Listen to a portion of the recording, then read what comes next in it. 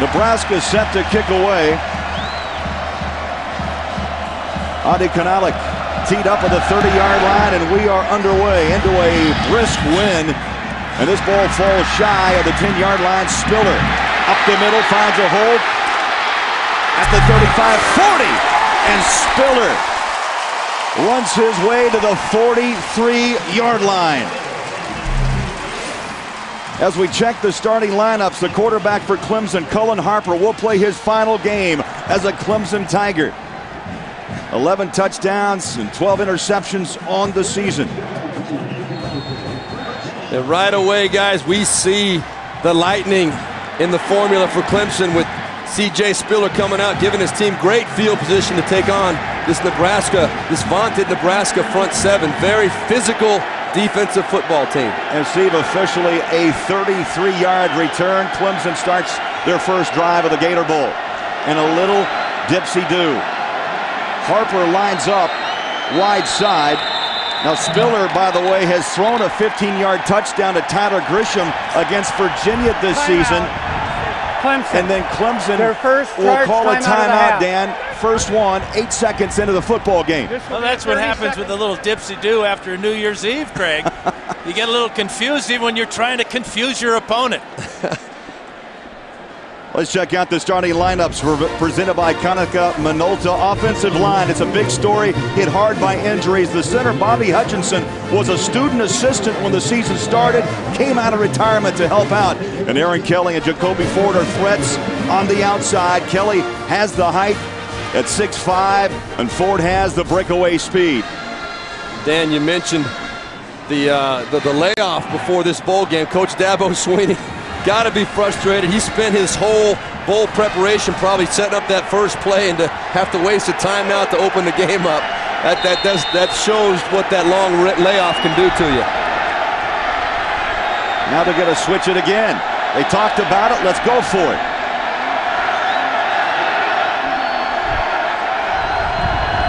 Direct snap. Spiller in round. They're going to go to Harper. Rolling, looking downfield for the long ball. Tied up, incomplete. James Davis, the intended receiver. So after the timeout, they go back with the original play. It'll be 2nd down and 10. As we check out Nebraska, the Huskers up front defensively.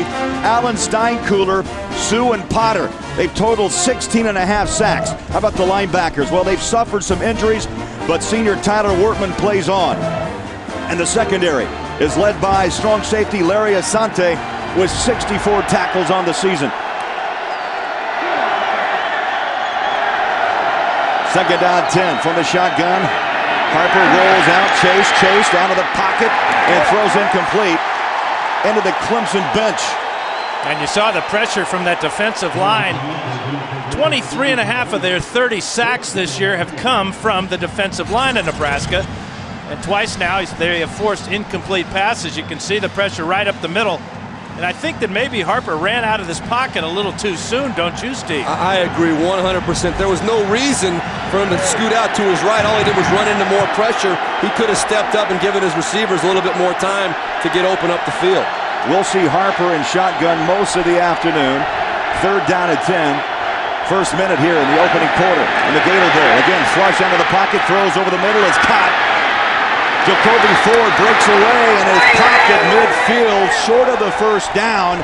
A pickup of 7 and a tough 7 yards for Ford. There's Bo Pelini, head coach of Nebraska, the rookie head coach, longtime defensive coordinator, once at Nebraska, Oklahoma, made a very successful stop at LSU. And you talk about improvement made measurably this year. The defense for Nebraska under his guidance this year has improved in almost every single defensive category significantly. That's the effect. That's the Bo Pelini factor for sure. And a little confusion on the Nebraska side of the ball. They call timeout. So that evens up in a big hurry here in the first quarter. Dan, does that go with the 4-week, 5-week layoff? I think it does, but also a little bit of uncertainty as far as what you're going to see. You know, Clemson comes out with a trick play on their first play of the game, although I'm not so sure I would have called it after having called a timeout and shown Nebraska's defense that you're lining up in a different formation. They obviously were ready for the end-around pass. But now Nebraska thinking, well, hey, we got to be careful. Clemson may use another trick play here. It's 4th and very short, and they do have a decided advantage as far as speed is concerned in this ball game. I think also, Craig, what comes into play here is the emotional, the build up to this game. So much emotion, so much attention paid to it. Guys get a little bit excited. They maybe lose their focus a little bit. Kind of distracts them, and always smart to call a timeout if you're not sure. So back to punt, Jimmy Mainers, averaging just under 41 yards a kick. And back to receive is Swift at his own 10-yard line. Good kick, wind behind him. Swift's going to let this ball bounce into the end zone. Touchback at the 20-yard line. A 50-yard kick. A 50-yard kick. As we bring out Nebraska's quarterback, Joe Gans, the senior from Palos Heights, Illinois. And look at the career numbers, nearly 5,000 yards passing, 42 touchdowns, and 17 interceptions. This season alone, 3,300 yards and 23 scores. And one real telling thing about this West Coast passing offense of Nebraska, 18 different receivers have caught a pass this year, including Namakansu, the defensive tackle. Another great point, too. 30 points or more in 15 of their last 17 games. They score a lot of points. Option. And Clemson prepared. A loss of 2. Daquan Bowers, the tackle. And Nebraska, anchored by the right guard, Matt Slauson. Slauson makes his 35th career start today. We talk about Swift and Peterson. They catch a lot of footballs from Gans. Swift owns 21 career touchdowns. Second down and 13.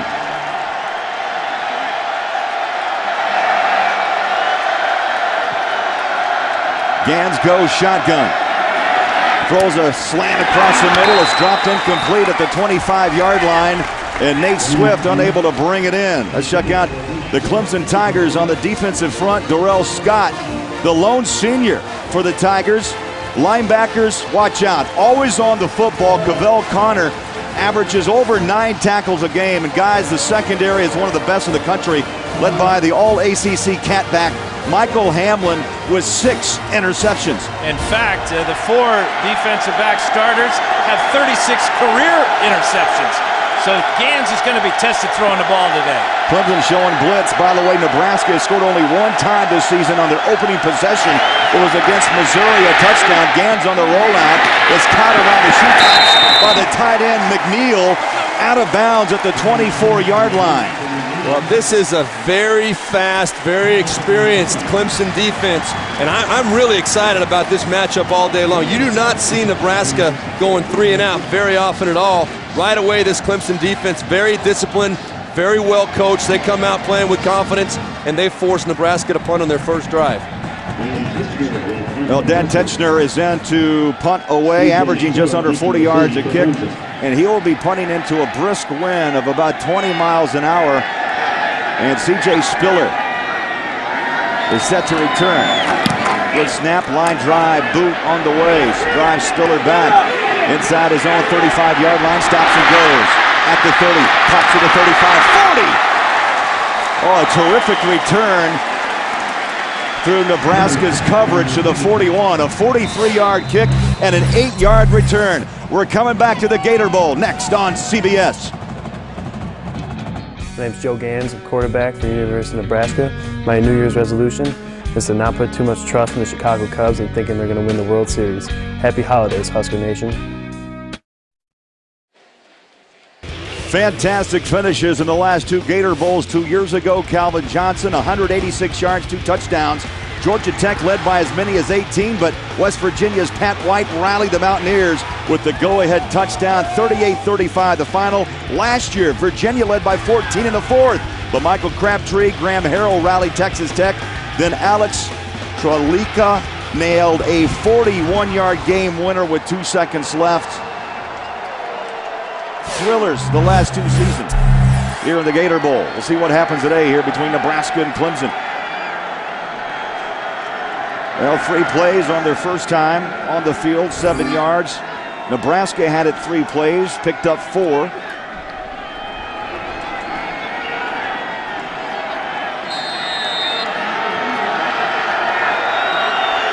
Clemson starts their second drive at the 41-yard line. Chad Deal, the fullback, goes in motion. Up the middle goes Davis. And Steve Berline, James Davis will wear you down. C.J. Spiller is the breakaway threat. He's the lightning, and Davis is the thunder. And Davis, a senior, Spiller a junior, but Davis today, 112 yards and 2 touchdowns is all he needs to become the all-time leader in Clemson in both categories. But yeah, he is the power. He likes to wear down a defense. And this, by the way, Nebraska defense does not substitute a lot. That's an area Coach Dabo Swinney really wants to take advantage of. 4 wide receiver set, 3 set to the near side. Again, they hand off to Davis. It's a fumble on the ground, but recovered at the 40-yard line. Looked like Ty Steinkühler got the first pop on Davis, and they don't fumble very often. In fact, Dan, can you believe that?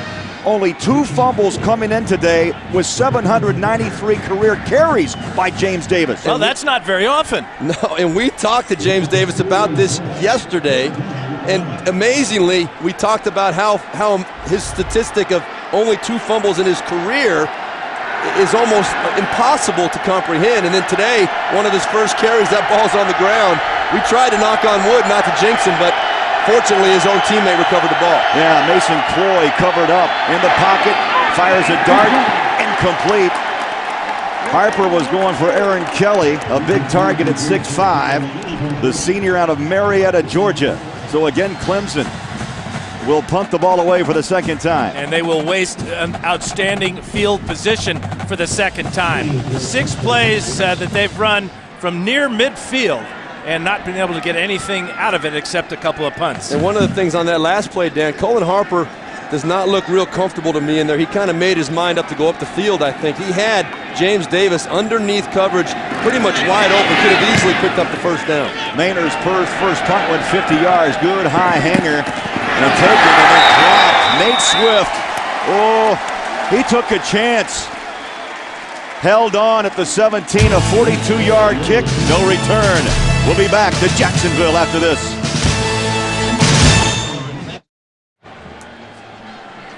And back in Jacksonville, guys, you look at the Big 12 Thunder, the Big 12 quarterbacks this season. Of course, Bradford getting all the publicity. Why not Oklahoma? 68%, 4,500 yards passing, 48-yard touchdowns. You got Chase Daniels from Missouri on that list. One player missing, though. Not a lot of love for Joe Gantz from Nebraska, guys. But he's a perfect fit for this offense. Sean Watson, offensive coordinators.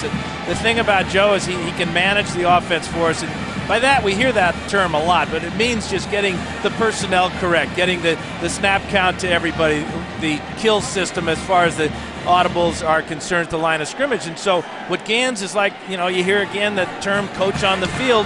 Well, that's what he is. He's an extension of Sean Watson, but he's also a very good athlete, can run the ball from this spread.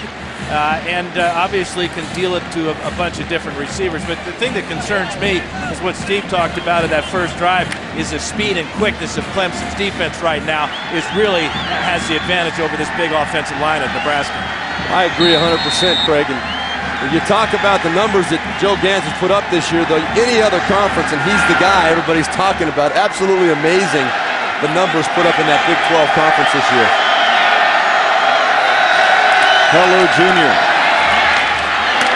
The ball carrier taken back, Daquan Bowers. Defensive end, and the freshman from Bamberg, South Carolina, knocks Helu down for a 2-yard loss. You're going to see him right there, yeah, and he's on the right side of your screen. Watch him get up in there and use that big physical body just to throw away that offensive tackle and jump on top of the running back, making the tackle for about a yard loss.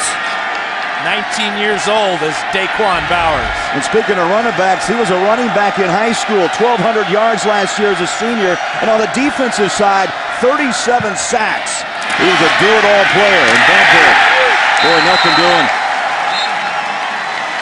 Clemson's front line hammering their way against Nebraska's front. Well, and they're not doing anything too crazy on the defensive side of the ball. What they're doing is just playing more physical, more aggressively right now than this Nebraska offense is. They're bringing it to them. Nebraska not used to getting off course. We talked to both David Blackwell, the defensive coordinator for Clemson, and Sean Watson, the offensive coordinator for Nebraska. They are so good at staying on schedule and in non-obvious situations. They're not used to this third and long stuff. 4 wide receivers set for Gans. 3 loaded up near side. From the shotgun, low snap, Gans pedals back. Good protection, up over the top. He goes! Oh, what a catch! At the 45-yard line, Todd Peterson. That's what you get from senior wide receivers Swift and Peterson. Peterson used every bit of his 6'4" reach to get up and get this one right down the middle, Steve, and gets that cover 2. You're right, then. Watch right here. Safety coming over the top. That's Chris Clemons. He's got a chance to make a play on this ball or at least make a big hit, but watch, his break is a little late, and he goes for the ball instead of going for the hit, letting Nate Swift get up there and make that, Todd Peterson get up there and make that catch. Really shouldn't have been completed, in my opinion. Incomplete. What a smack down at the 39-yard line. Trying to throw the bubble screen, and let's hear this one. Listen to the bubble pop. Yeah, I'm not sure that's not pass interference. He hit him before the ball got there, but it's behind the line of scrimmage. Totally legal. Great reaction by Chris Chancellor. Chris Chancellor with the big play, and I'm not so sure, Dan, that ball was not a lateral. That ball was very close to going backwards. If anything, it was straight down the line, but I saw it happen. I thought it might very well have been a live ball. Well, if it's straight down the line, it's considered a forward pass. Exactly, but I thought it might have been a little bit backwards, but it was close enough to where the question entered my mind. I'm sure it wasn't a lateral. Just check it out. As you can see, the swing by Halu and the hit by Chancellor seemed to be forward by about a half a yard. Definitely did. Second down at 10. Jump up front. No call. Gans switches things up at the line. Helu finally with some positive yards after taking that shot back at the 40. And Helu picks up about 3 to the 48-yard line. And Michael Hamlin, the cat back with the tackle. You think that Chris Chancellor said, hello? Hello. Hello? I'm thinking Helu was thinking, he was wishing that was all he said. Goodbye, baby. Yes. You know, Helu had a terrific end of the season. The final 4 games picked up 510 yards, and he worked his way into the starting lineup here. Yeah, replacing a pretty good running back in Marlon Lucky. Over 100 yards 3 straight times. Gans flush out of the pocket. Incomplete. DeAndre McDaniel pressured Joe Gans, and you look at the last 4 games, 18 carries for 128 yards, and rushing touchdowns 5. So yeah, he took away the starting job from Marlon Lucky, and we'll still see Quentin Castile as well today. That's right. Halu is the slasher, and Quentin Castile at 235 is the thumper. Everybody's got nicknames today. Jacoby Ford deep to receive for Clemson. First punt by Techner was 43 yards. Low snap. And a good boot into the wind. Drives back to Baker. Forward! Up again. Ties it to him the corner and runs out of bounds at the 10-yard line.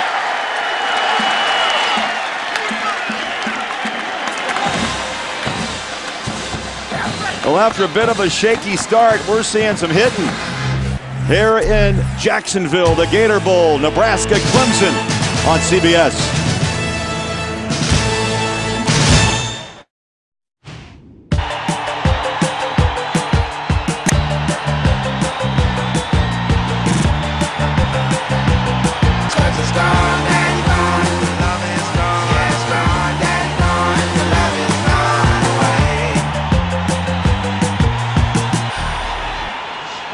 Welcome back. Fun week here in Jacksonville. The Gator Bowl scoreless between Nebraska and Clemson. The Big 12 against the ACC. And we see lightning in the backfield back there for the first time. C.J. Spiller. Clemson starts their 3rd drive at the 10-yard line. 8:12 to play, opening quarter.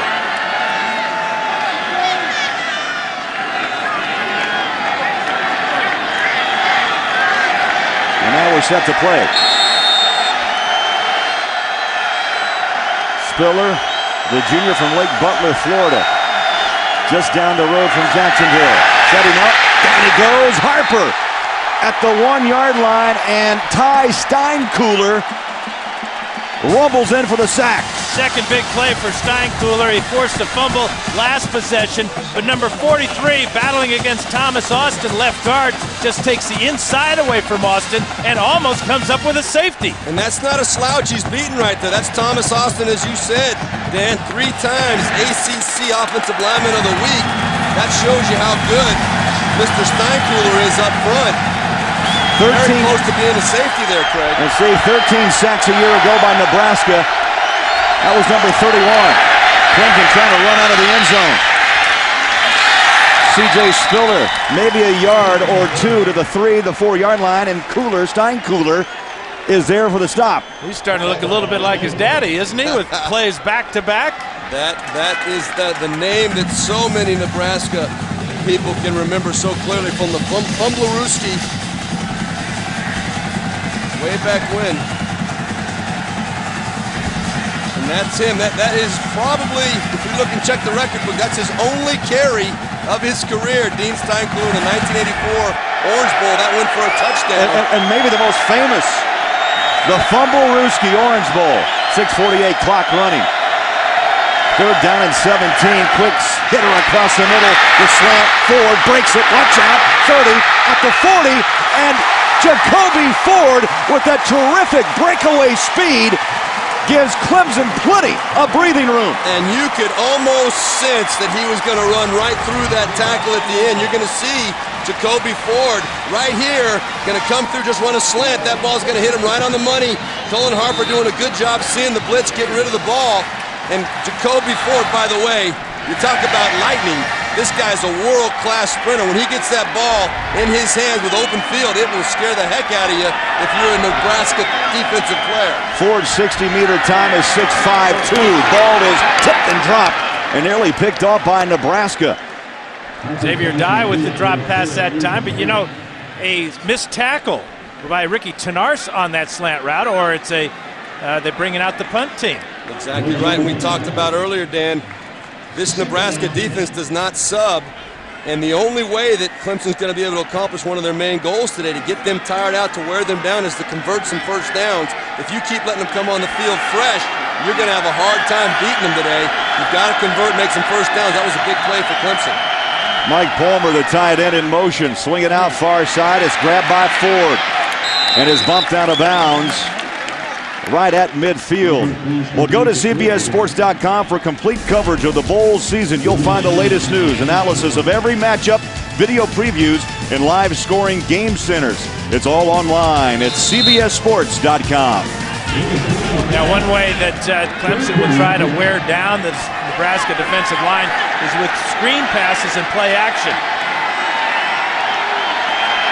Nebraska gives up over 235 yards a game through the air on the defensive side. Shotgun. Harper sets the feet, throws across the middle. Fairburn, number 83, the senior from Duluth to Georgia, is tackled down near the first down marker. And that time right there, Cullen Harper doing a great job standing in the pocket under some pressure. Zach Potter was coming off the edge, and there was some good penetration. And the chains move. Chains move. Good pass by Cullen Harper, standing strong in there. That's Fairbur's 3rd catch of the year, and what a great effort to get the first down, because he didn't have it until he was tackled. Well, this drive stays alive thanks to that 46-yard grab by Jacoby Ford. That pass covered 8. There's a pump, a throw, and a slant. Incomplete across the middle. Tyler Grisham. So Grisham with 36 catches on this season. We talk a lot about Kelly. We talk a lot about Ford. But the 3rd man in that rotation for Cullen Harper, guys, is number 13. And perhaps Dabo Sweeney's favorite player. He brought him into our meeting the other day, gave him a big hug. He said, "This is my guy." Showed him off almost like he was one of his own sons. Teacher's pet. Senior out of Birmingham, Alabama. 5:25 to play, opening quarter. Set up the screen, far side is caught. Nebraska not fooled. Spiller with the grab, but for the 3rd time, we're mentioning Ty Steinkuhler everywhere. You're going to see Steinkuhler. Here he is again right here. Watch, he does a great job of sniffing this out. We talked about the screens. Dan mentioned Dabo Swinney said that was going to be a big part of the game plan, but boy, if Nebraska keeps adjusting and reacting as well as they are, getting to the football, you might get Dabo Swinney away from that train of thought. 3rd down and 9. Shotgun, Harper. Long snap count.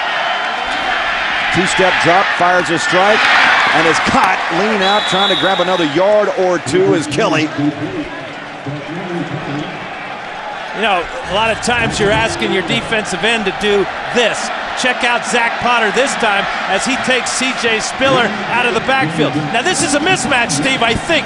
You got Spiller who runs like the lightning and big old Zach Potter doing a great job with pass defense. And by the way, though, you had C.J. Spiller on the wheel route going down the sideline.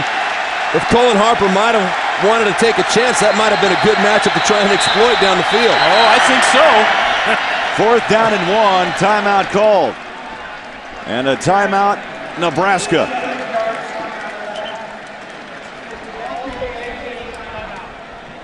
Clemson 7 of 18 on 4th downs this season. Well, Sunday, the NFL on CBS puts on the AFC wildcard game. Ray Lewis and the Ravens battling Chad Pennington and the Dolphins. It all begins with a special playoff edition of the NFL Today. And more people watch the NFL on CBS than any other network.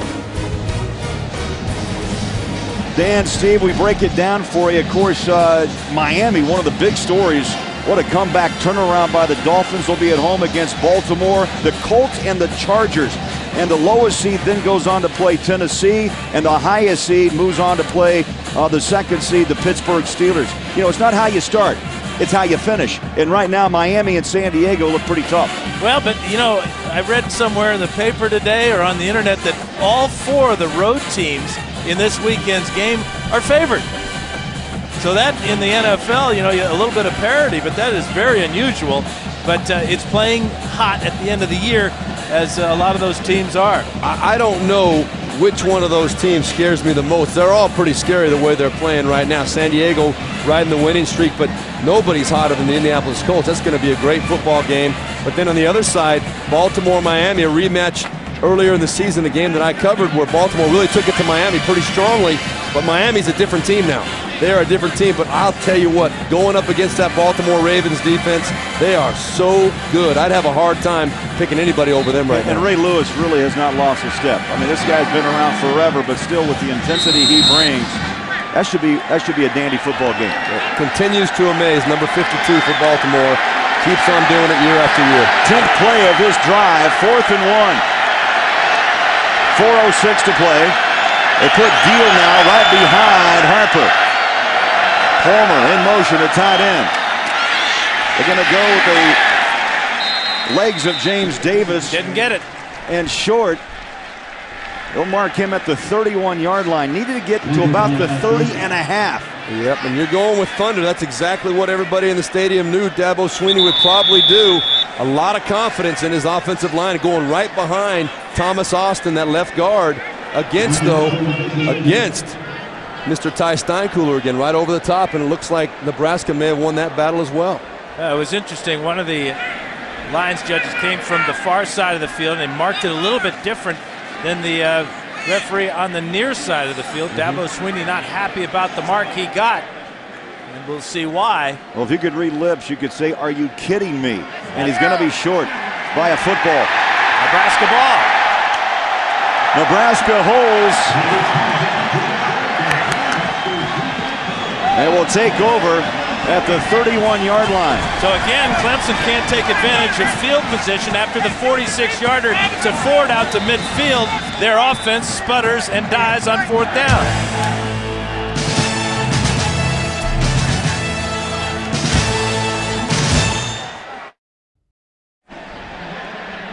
A picture-perfect day, and Jacksonville. MetLife is providing today's aerial coverage.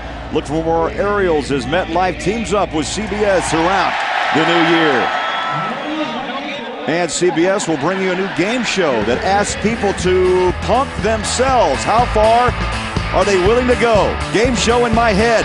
It premieres Saturday on CBS, America's most watched network.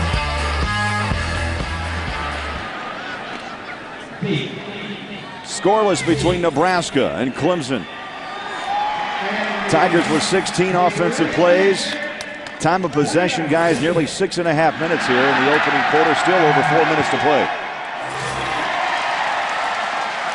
Yeah, this is an area, Craig, where Nebraska usually dominates. They are one of the very best in the country at possessing the football. Time of possession, only twice in the last 15 games have they been on the short end of the stick as far as that goes. On first down, play action, Gans has the ability to break a pocket down and runs out of trouble.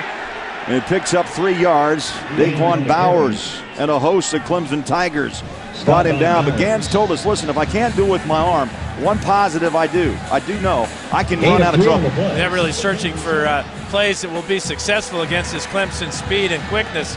They usually win on first down. They stay on schedule. But right now, Nebraska not having any success winning on first downs. And I'll tell you what, number 93, Daquan Powers, is an impressive-looking athlete. The way he closed down and made that tackle. Play action, set up a screen, middle screen, and it's cut by Marlon Lucky and fights his way past the 40. They're going to mark Lucky down at the 41-yard line.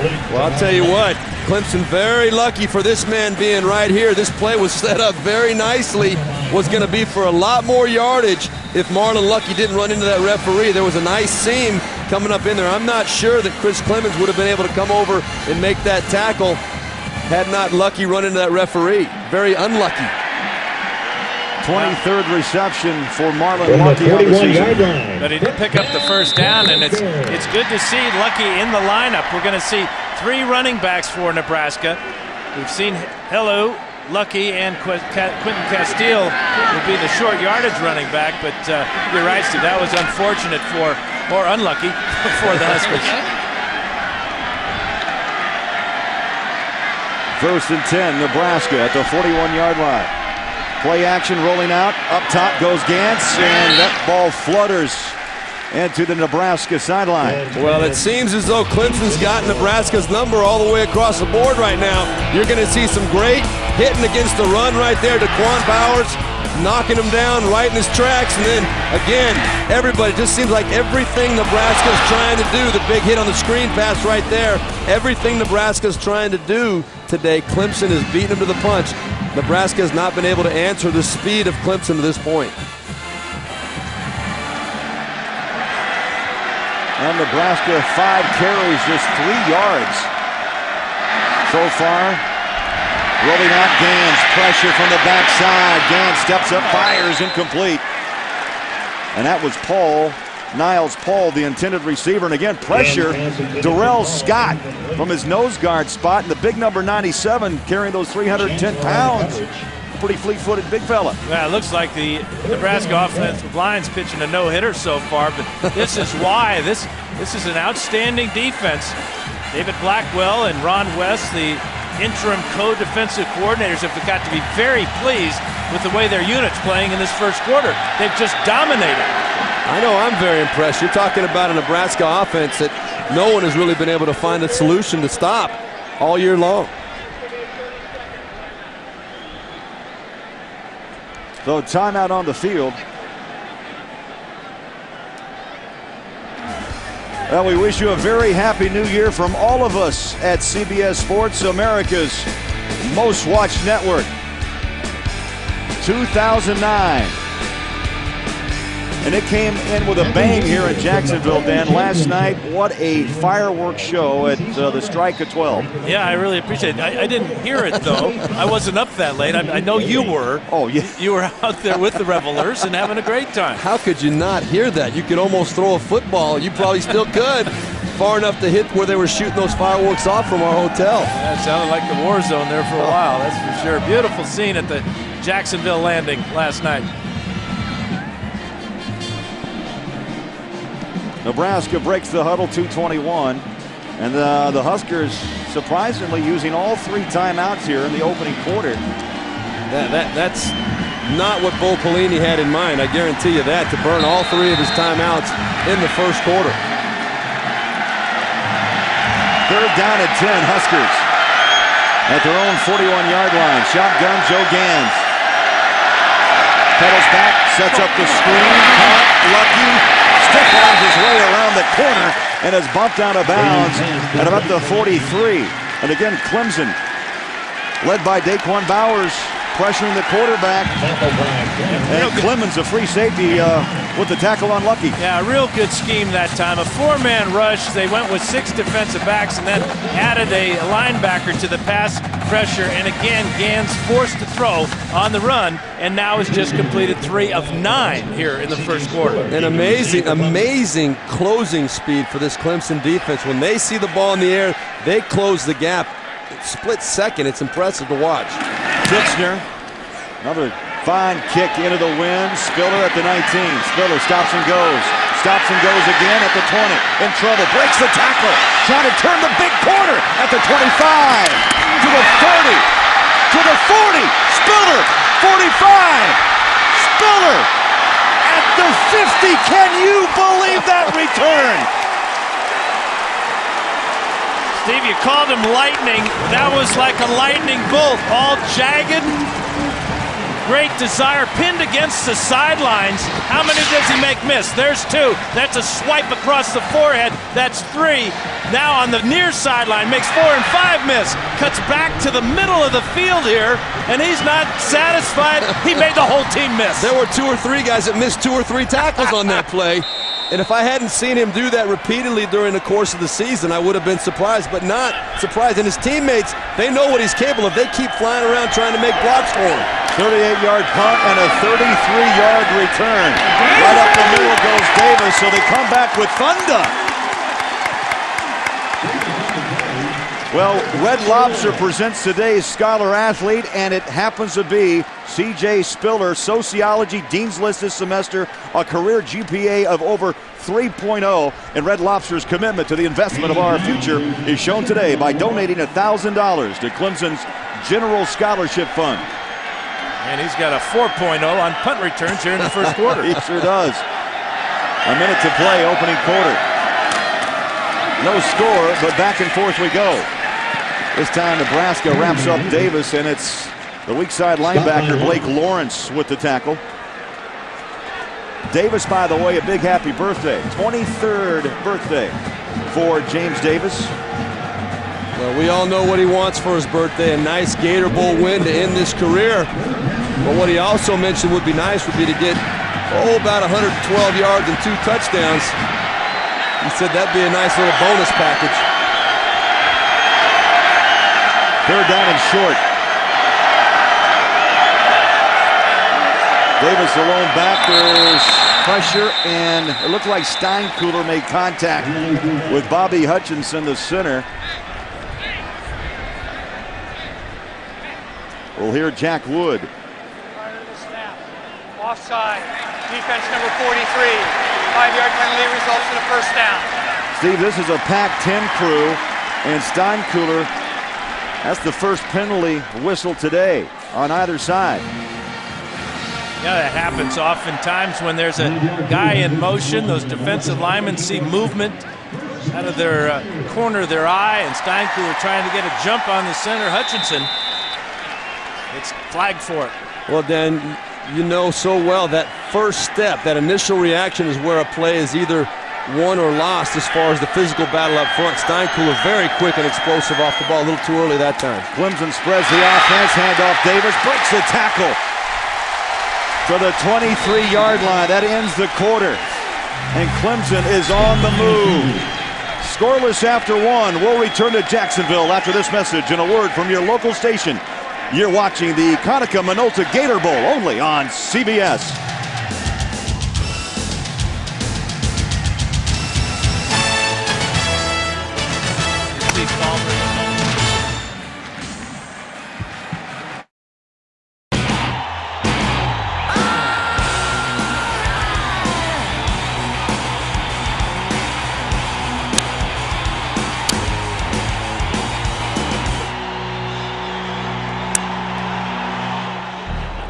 A scoreless first quarter after 15 minutes here at the Gator Bowl. Nebraska taking on Clemson. Craig Bolerjack, Steve Berline, the Hall of Famer Dan Fouts. We knew Nebraska, guys, a power team, a strong team, a good offensive team. We knew also, Steve, that Clemson shows a lot of speed. Even though it's scoreless, I think right now we're looking at speeds beating the power.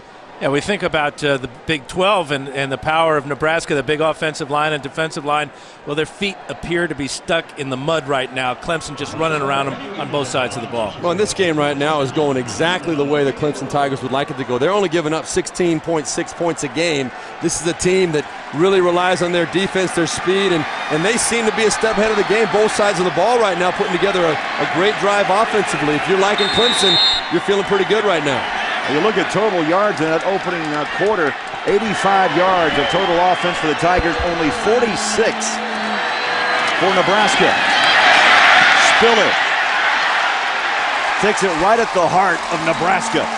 Well, that's 2 straight runs right at the heart of Nebraska, and 2 of them have gone for 9 and 10 yards. First it was Davis, this time it's Spiller, so they're feeling pretty good up front about Clemson's ability to pound the ball straight at this Nebraska defense. And this is an area where you'd think that Nebraska would have the advantage with that tough front 7. We see the red zone numbers right there. Clemson, not a very successful team in general as far as coming away with touchdowns. Only about 58% of the time they come away with touchdowns. 1st and 10 at the 12-yard line of Nebraska. Harper on the pitch. Bouncing outside, Spiller, and is taken down after a pickup of 1. There's a flag, late flag on the far side. That's a horse collar tackle, and so it'll be half the distance against Nebraska. But you can hardly blame Murillo for the tackle. If he doesn't make it, it's a touchdown. Defense number 6, horse collar tackle. Penalty will be half the distance to the goal, automatic first down. Well, you're going to see Armando Murillo come in from the side, and Dan, you're right. If you don't watch out with C.J. Spiller, if he gets to that edge, it is a touchdown. Murillo doing the only thing he could do, and probably when you ask the coach, they probably say, you know what, we'd rather take the penalty than give up the touchdown for sure. Fortunately, C.J. Spiller did not get hurt. That's the reason for the penalty, is the fact that the running back or the person with the football goes down in such an awkward position. That's why they've got to call that penalty. Clemson with a 1st and goal at the 5-yard line of Nebraska. Under center goes Harper. Dylan Davis in the backfield, and they give the ball to Davis. Pushes his way to the 4. And Colton Kohler, the middle linebacker, junior out of Harvard, Nebraska. There he is, number 54 with the tackle. Yeah, Harvard, Nebraska, a small town, less than 1,000 people in Nebraska. And when he first came to the team, defensive coordinator Carl Pelini said, "You're transferred in from Harvard?" No, Coach, I'm from Harvard, Nebraska. Well, the reason Bo Pelini asked him, too, he did not seem to be picking up one of the concepts, and he said, "Are you sure you're from Harvard?" No, Harvard, Nebraska, not that Harvard. Davis goes in motion, sets up top of your screen. 2nd down goal. Harper pumps, looks, chased out of the pocket. In trouble, tries to turn the corner. Little push pass, and it's incomplete. Well, he's lucky that little push pass wasn't picked off by Anthony West. But again, it's finally, after really good pass protection for Harper, the Cornhuskers get after him and chase him to the left side of the field. Makes it a very difficult throw and a real gamble here. You're right, Dan, and that ball very easily could have been tapped back into the field of play as well, and someone else coming that way pursuing might have been able to catch that football and in the drive, a very promising drive for the Clemson Tiger offense. 8th play of this drive, 3rd down and goal, just inside the 5-yard line from the shotgun. Harper steps up, flags are down. False start on Landon Walker. Down goes Harper, but yeah, multiple flags are down. Interesting formation that time. Did you notice that both Davis and Spiller were in the backfield with Harper? And we'll get the call now from Jack Wood, the referee, this crew out of the Pac-10. Prior to the snap, false start, offensive left tackle, 5-yard penalty, down remains 3. Please reset the clock to 13:08. Thank you. Well, actually, that's probably a good thing for Clemson. The fact that Colin Harper got sacked on that play, they get another shot at it. You see what Nebraska's done this year in the red zone. Kind of an average number for a defense. They'd like to keep that number down in the low 50s to be considered pretty solid in the red zone. Well, 3rd down and goal. The penalty pushes Clemson back just inside the 10-yard line. Shotgun, Harper takes the snap. 2-step drop, throws a dart far sideline. It's caught. Kelly pushes his way to the 2-yard line. Kelly, I'll tell you what a big target, Dan. 6'5", 190.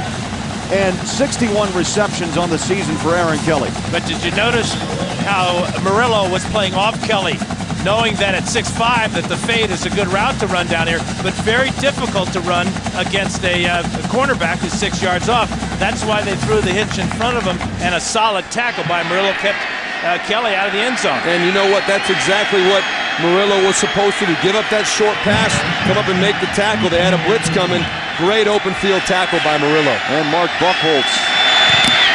Blocked! The 20-yard attempt is knocked down. Nabakin Sue, the young man from Portland, Oregon, born in the Cameroon. The best player on this Nebraska defense comes up with a huge play to deny Clemson a field goal. Well, I'm not so sure that Buchholz, it seemed like that ball came out kind of low to me. I don't know. You know, you're right, Steve, because it looked like Sue might have blocked it with his elbow and not his hand. Number 93 getting up in the air. Well, he's 6'4", but this is a weird-looking kick. Look at the follow-through, too. That he barely even followed through after he hit the ball. That ball never got up the way it's supposed to be. And Pelini, of course, and his staff, his team, very excited. Well, maybe Bo Pelini not too excited, but Nebraska excited.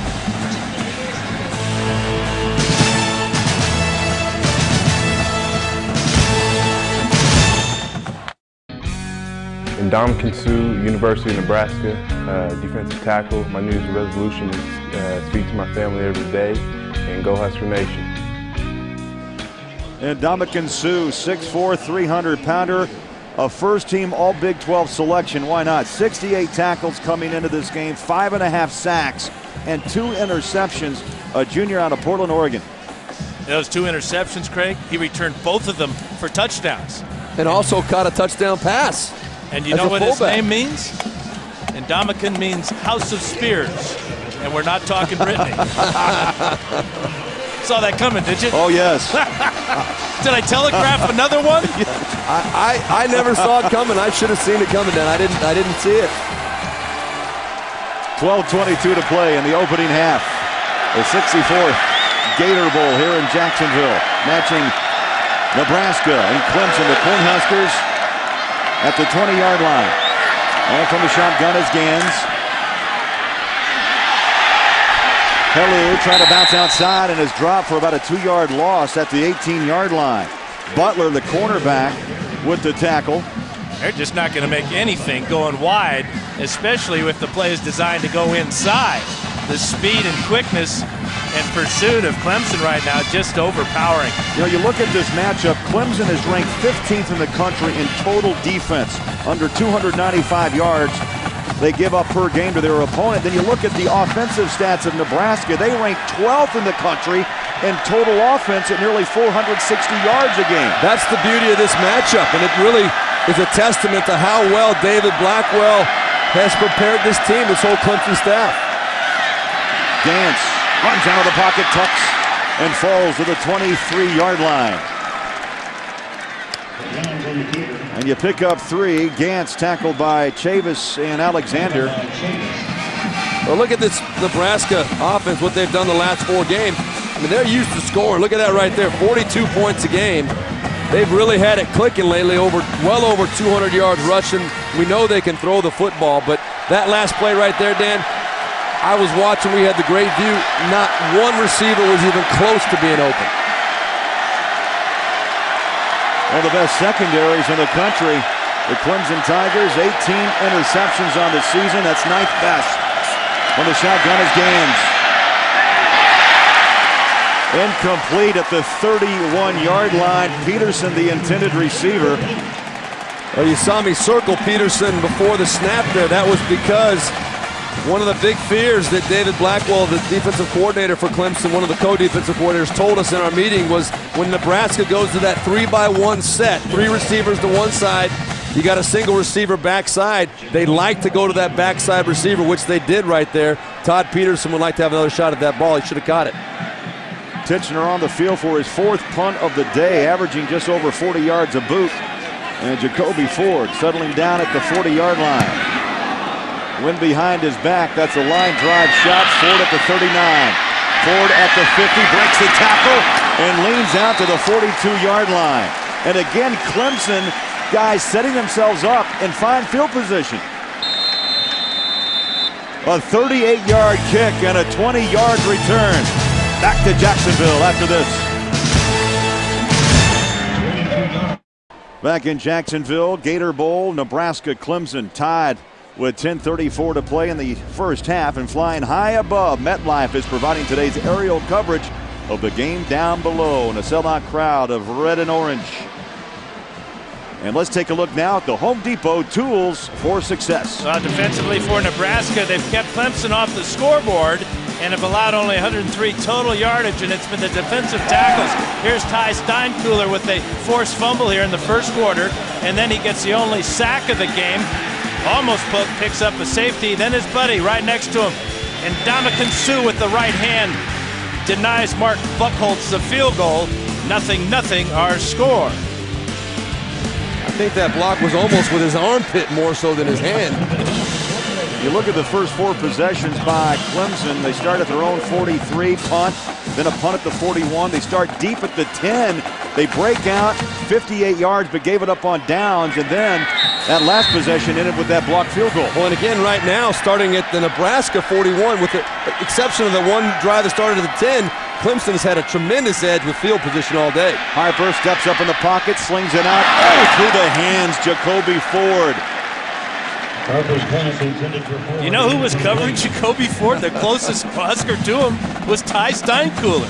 Again, very creative defense by Carl Pelini. 2nd down, 10. The defensive coordinator for the Black Shirts. Fortunately, Steinkuhler was wedged between Cole and Harper, and he couldn't get that nice, easy, clean throw.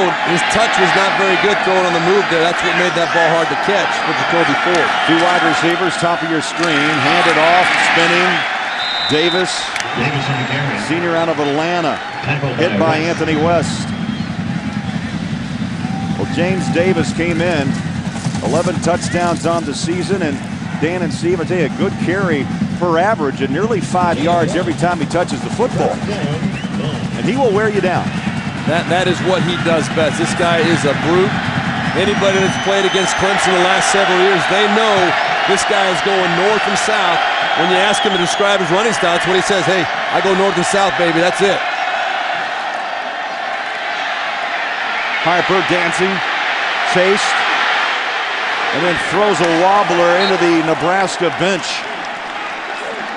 But again, you know, he's reverting back to what he did to start the game, Steve. Not hanging in the pocket, finding a receiver. I mean, that was just a 4-man rush. It wasn't a lot of pressure from Nebraska. And Harper running out of the pocket, being chased by Suh, had to throw it away. Well, Dan, you and I, both pocket passers in our prime, we like to sit in that pocket. And you see the protection Colin Harper's getting, and you wonder why he keeps escaping out to that right side into pressure. It's not helping him. If he stands in that pocket with no pressure, one of those receivers is going to come open. Now the pocket's where all the money is, isn't it? That's it. Exactly right. High snap and a back kick. Maynard's off the side of its foot, but he's getting a big Clemson bounce inside the 15, still rolling down to the 12-yard line. Oh, Clemson catches a break, and Nebraska will have the football when we come back. A 27-yard kick. Second quarter in Jacksonville. Cullen Harper, quarterback from Clemson University, 5th-year senior from Alpharetta, Georgia. My New Year's resolution is to start the new year off with a big win. And I want to wish everybody back from Clemson Happy New Year.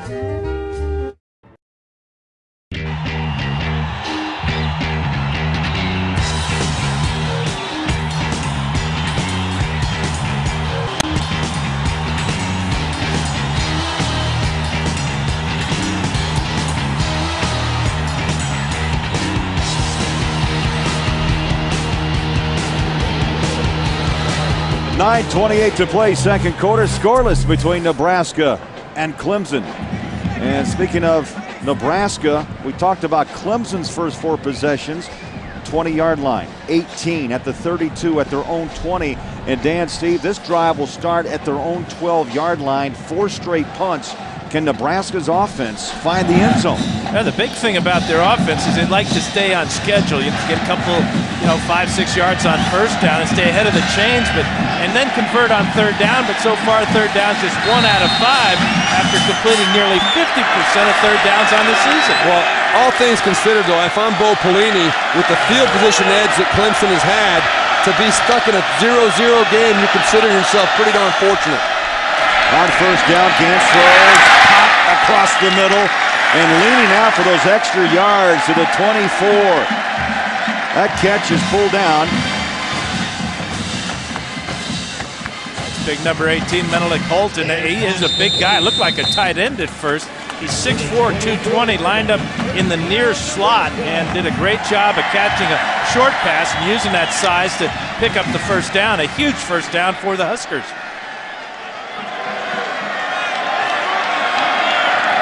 For a first down at the 24-yard line. Clock running up on 9 minutes of play in the first half. Handoff, Castile.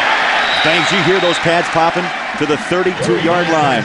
And a few extracurricular activities after the tackle. And coming up on the Geico halftime report, Tim Brando, Spencer Tillman, and Tony Barnhart are here in Jacksonville.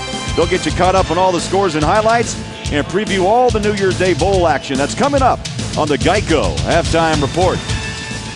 That was Castile's first carry of the day for 8 yards, and I was wondering when we would see him because Hellu and Lucky not getting it done, but you bring in a bigger back in number 19, and he picks up 8 easily. That goes 6'1", 235, Lucky 215, and Hellu 215. That ball is thrown away into the Clemson bench, incomplete. Really smart play by Gans as he got immediate pressure from Kevin Alexander. Smart play by Gans to toss it away, but really good game planning by Clemson, knowing that the read option play fake from Gans was coming to the near side. I'm really impressed with the discipline of this Clemson defense. There has not been one time today, and we see the films going in this game. Gans gets to the edge a lot on that read zone fake, coming out with the pass. He's not even had a chance to find anybody down the field today yet. Gans just 5 of 12 for 55 yards passing. Shotgun on third down and short. Fires a strike, incomplete, and through the hands of Holt. Boy, and that's what pass pressure does to a quarterback. He had nobody around him, but the ghosts of passes past have got to him that time because he rushed that throw, had Holt open for the first down, but because of the pressure from Clemson all day long, he missed him.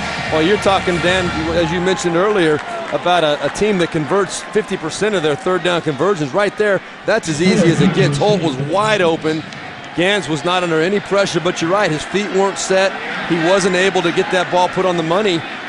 Should have been an easy conversion for Nebraska. And Titchener is back for his 5th punt of the day. The wind behind him. Gets it up and hangs it down to the 24-yard line, and no return for Spiller. Outstanding punt by Titchener, forcing Spiller to the sidelines, and nothing he could do but his momentum take him out of bounds. 44-yard punt. And Saturday, women's basketball returns to CBS as LSU battles number 1 ranked UConn, or Minnesota takes on Illinois. Then 8th ranked Tennessee travels east to take on Rutgers. Then it's the men's turn as CBS continues on the road to the Final Four as North Carolina State takes on the Gators from Florida. That's Saturday right here on CBS. And of course, the Gators under Billy Donovan's direction, back-to-back national titles, trying to rebuild that Gator program. And Clemson on first down runs for maybe a yard. Spiller past the 25 to the 26 and knocked down by Sievers. Good job by the Nebraska defense there. You saw Colin Harper fake that bubble screen out there to the right side and had the delay draw to C.J. Spiller trying to pop one back inside, but Nebraska stayed home, kept it to a very minimal gain. You see Spiller's numbers, just 4 carries on the afternoon and 13 yards. Shotgun Clemson. Harper batted down, incomplete. Big Zach Potter got up and knocked that one down. 6'7". Easy for him to get up and knock it down. Now you look at all the Nebraska helmets, you'll see a sticker on it today with AP on it, and that is in remembrance of Anthony Pelini, 85-year-old father of Bo, and also his brother Carl. Mr. Pelini passed away December 23rd, and we send our best to the Pelini family. Quite a guy, a World War II decorated hero, father of 8, grandfather of 26. Tremendous influence on both of his sons and the whole family as well. Play clock is down to 3. That ball is up high in the air, and Harper throws it into the Clemson bench. I don't know if that ball was deflected or not coming off his hands, but a poorly thrown ball. No, you know who was deflected was Colin Harper. He was hit very cleanly by Tyler Wortman with the pressure, hit him right in the rib cage. You're going to see it right here. Colin Harper had really no option but to get rid of this football. You see Wortman coming through right there. Boy, those are the kind that hurt us old quarterbacks, Dan. You get that exposed rib shot. Yeah, he'll be feeling that in about 20 years, just like you. Low snap. Mainers kicks it away. Into the wind. High hanger. Oh, great special teams tackle. Nate Swift, I think for a moment thought he may have the first step. And Swift taken down at just outside the 25-yard line. Just another example of again, the speed of Clemson and the very solid tackling they've had today. Nate Swift, I don't think he's used to that first guy making the play on him when he catches those punts. But today, very, very sure-handed tackling by the Clemson defense.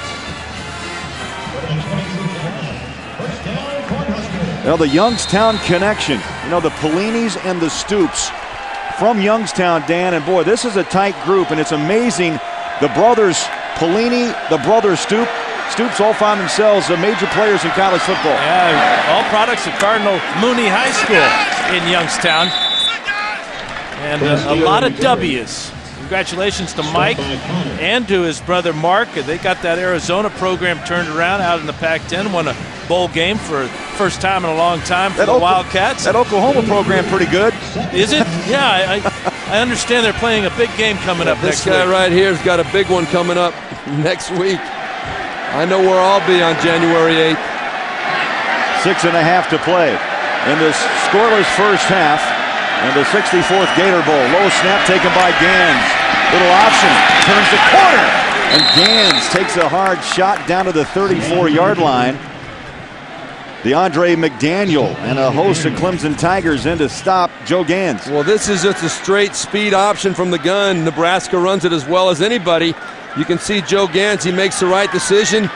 Up the field, pressure was coming, and he decided to tuck it and get what he could get. A good, solid 5-yard pickup for Joe Gans in the Nebraska offense. Now they've got the 3rd and 2 situation that they desire to be in. Well, and they got to hurry now. They're up against the play clock. They have no timeouts now, and it's 3rd down and very makeable.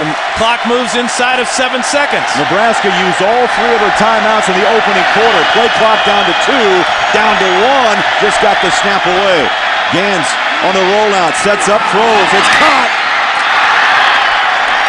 And Swift somehow in traffic makes the grab at the 40-yard line. Michael Hamlin had a shot at picking this one off and taking it into the end zone. And I don't know how Gans was able to roll out. Looks like he's got a lame right ankle. Well, you're going to see the motion come across and out to the flat and then out to the flat this way. But the problem you're going to see initially on the snap when Joe Gans wants to throw it, these two are too close together right here. There's not a clear seam for him, but he does a good job buying time. Almost had that ball go the other way, but that time it worked in his favor. Got the ball in there for a good conversion on 3rd down. 18th consecutive game that Swift has caught a football from Joe Gans. Play clock again down to 1. Quick pitch, that ball's loose. It's up. It's into the hands of McDaniel. Touchdown, Clemson.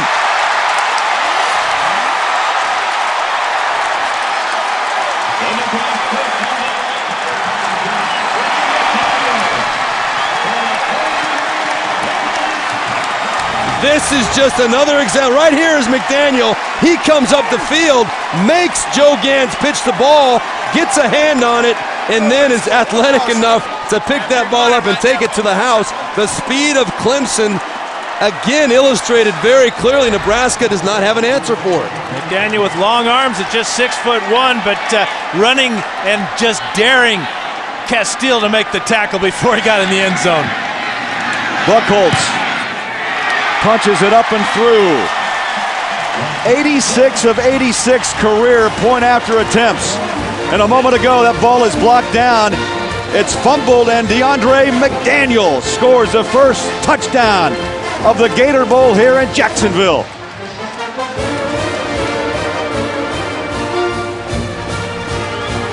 $7-0 Clemson over Nebraska. We'll be back on CBS.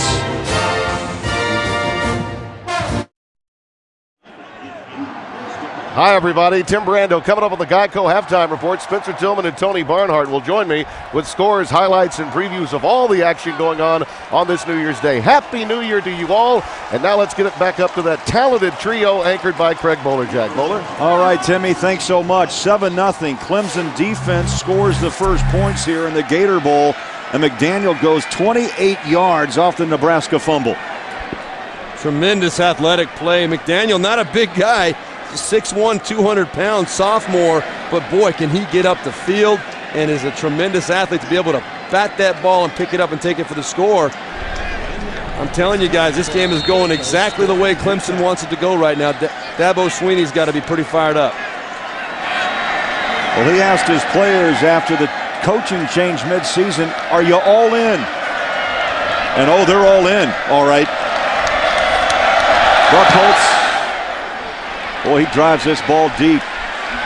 Taking 1 yard deep is Niles Paul. Upended, still on his feet. Did his knee hit the ground? Yes, the official steps in and blows that play dead at the 21. Now, McDaniel's an undersized linebacker at the top of the screen there, but he's got the speed, and that's what the whole premise of this defense is based upon, is speed. You take a smaller guy, but you use his speed and great reaction, athletic ability, and you get yourself a quick 6.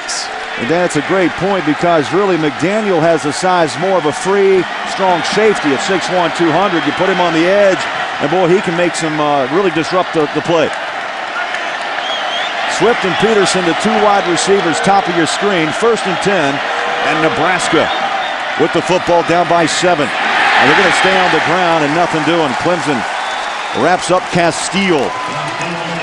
So all three backs, except for a run by Lucky. Nebraska not having any luck against Clemson's front. Well, this is the read zone. The premise is based on definitely coming down and letting the defensive end come up the field. If he bites on the run, you pull it. If he doesn't, you give the ball. But you got to win with the down block from your left tackle, left guard. That's what the whole thing is based on. The right read was made that time by Joe Gans, but the inside blocking, the double team coming down was not very successful at all. A loss of 1, 2nd down 11. Clock rolling up on 4 minutes to play in the first half. From the shotgun is Gans, looks one way, fires the other, straight across the middle, and the catch is grabbed by Paul at the 30-yard line. But boy, what a hit Gans took just after he released it. Well, what a great job of finding a guy over the middle, looking to the right side, and at the last minute, looking back over the middle, and then for all his efforts, he's going to get drilled right in the chest. But he does find Paul before he gets the collision in the backfield, and now brings up again a 3rd down and short, something that the Huskers desperately need to convert. Well, that was Daquan Bowers, the 19-year-old defensive end for Clemson. What a tremendous physical play, but not quite there quick enough to make a difference. Nebraska 2 of 7 on 3rd down conversions. They'll make that now 3 of 8 as the ball goes to Castile, and he rips off big yards to the 39. That's a power play. Pull the guard from the weak side. You get number 68 out in front. That is Keith Williams with a super block right there. Boy, he just KO'd the strong safety there. That's Chris Clemons coming up. Yeah, Chris Clemons is wishing he never met Keith Williams. I guarantee you that right there. And then finishing it off with Quentin Castile running over the top. Good, strong physical play all around. Nebraska picks up their 5th down of this first half. And the handoff again. Castile finds some running room, picks his way past midfield, and they'll mark him down at the 46-yard line. And Chris Clemons, Chris Clemons the tackle, and there's a flag down. Dan, you're right, at the 44-yard line. Yeah, and you wonder about Nebraska's offense. They get a couple of good running plays here, but this one is going to be holding against offense number 67. Their center, Jacob Hickman. Replay first down. And remember, Craig and Steve, Nebraska has no timeouts to run their hurry-up offense with, and their regular offense hasn't been very good either, especially in the running game, as that defensive line led by the true freshman, Daquan Bowers, just dominating the Husker offensive line. Well, Castile, as we can see, the only one experiencing any success at all today of the Clemson running backs. Marlon Lucky has not had a chance to carry the ball yet, but Castile, they may have found something here going with that power game you were describing, Dan, getting that big body up in between the tackles. It seems to be fitting in pretty well right now. And Castile has had success, most of the success right here on this drive. From the shotgun again, Gans fires a strike right on the numbers of Nate Swift. And Swift over the 40 to the 42-yard line. That's really the great thing about Swift and Peterson, is they're very experienced as receivers. They're both seniors, but they give the quarterback a good target. That was really a sharp hook route by Swift, and the timing between the best friends, the receiver and the quarterback, Gans, was absolutely perfect. Well, coming in today, Swift was the all-time leading receiver as far as receptions for Nebraska with 163. He only needed 36 yards today to become the all-time yardage leader as well. He's on his way. Ball may have been deflected at the line of scrimmage. And that ball was tipped by Brandon Thompson, the freshman. Boy, how's the future look for the Clemson defense with Brandon Thompson, a true freshman, 6'2", 315? Are you kidding me? Seeing what Bowers is doing. Lined up next to Bowers, 6'4", 275. I'll tell you, that's a scary left side. One's the nose guard, Bowers the defensive end, and this crowd now getting a little noisy on 3rd down and 6. A minute 42 to play.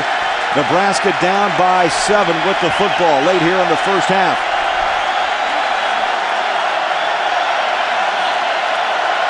Gans sets up in a shotgun. 3-step drop, looking, puts it down. Turns the corner. On his back foot, throws. Caught! You know, we talk about the attributes of Joe Gans earlier, leadership, competitor. This is what it's all about. Under duress there, now he gets his team to the line of scrimmage. They're going to go hurry up because they have to. Once the chains are set, the clock will run, but what a play by Gans. That's the beauty of Joe Gans right there, using those feet, buying some time, making a play. A pass play of 23 yards, 1st and 10. And Greg, the chains on the far side of the field got all tangled up. Nebraska catching a bit of a break with no timeouts remaining. And it was on the Nebraska sidelines. You think there's a little monkey business going on over there?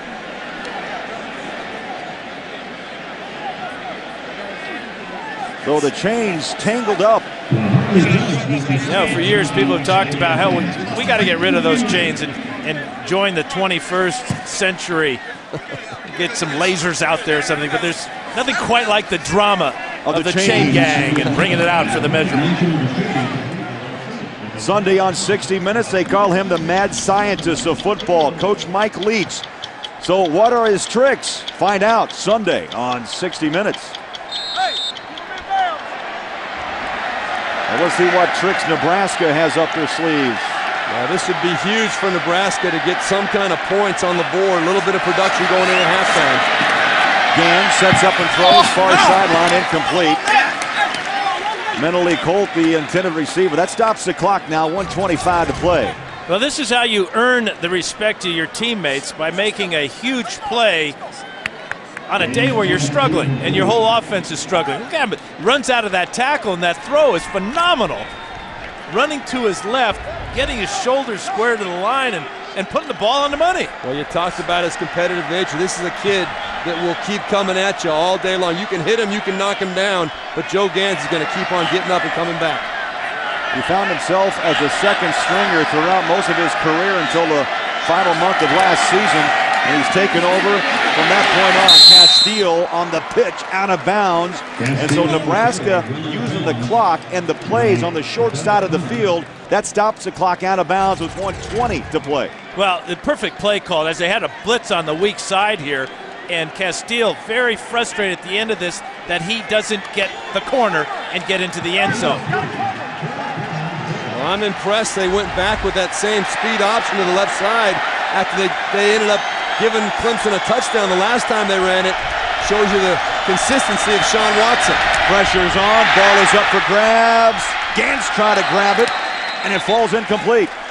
Boy, Clemson brought 7, 8, 9 players on that rush. But you know what? The biggest play of the game from Nebraska's standpoint to this point right now was a play of Joe Gans right there. To see that ball up in the air, the little man, probably the smallest man out there, got up high, jumped, and knocked that ball down and kept Clemson from coming up with a drive-killing interception. Yeah, it was a perfect set, and he spiked it for the winner.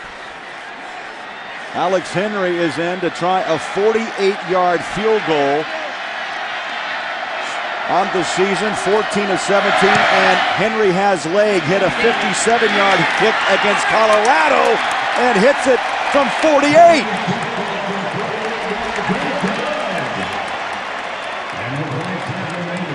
Henry this season now 14 of 15 inside of 50. And that one went 48. And a huge one last game out against Colorado when he hit 4 field goals that day. Got a little bit of a breeze behind him, and he just squeezes it in the right side. We go back to the crucial 57-yarder that Henry kicked against the Buffaloes. They had a conversation on the sidelines, and Bo Pelini went over and asked Addy Kanalik if he wanted to give it a try, and Kanalik said he'd pass. Henry looked him dead in the eye, says, "Coach, I can make it." He said, "Coach, I've made that in warm-ups today." And Coach says, "Well, that doesn't count, son. You've got to make it now." But you know what? Bo Pelini told us in the meeting, he said if I was not convinced that he meant it, I would not let him go out there and try that kick from 57 yards. But he said he convinced me that he was going to make that kick, and sure enough, the kid came through. Well, and I think part of that, Steve, is that he had already made 3 on the day, so he's feeling very good, very confident about his abilities, and it showed. So Nebraska finds the scoreboard with 1:10 to play. The 48-yard field goal by Henry. Addy Kanalik set to kick. Big leg. No return. Nearly got it down to the end zone. Well, Sunday on CBS, it's a mystery for the new year on a new episode of Cold Case. Sunday on CBS, America's most watched network.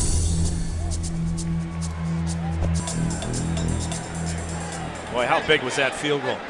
Just to give Nebraska a better feeling about themselves. Their defense has got to be happy. They haven't allowed any points today, but offensively they've struggled. That was really a well-designed and engineered drive by the Husker offense. They got the running game going a little bit.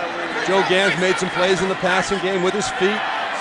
Good solid drive to end the half for him, but now over a minute left for Clemson to go down the field here with 2 timeouts. Harper, shotgun, ball batted down. Oh, picked off! That ball floated. Anthony West gives Nebraska a whole new life here late in the second quarter.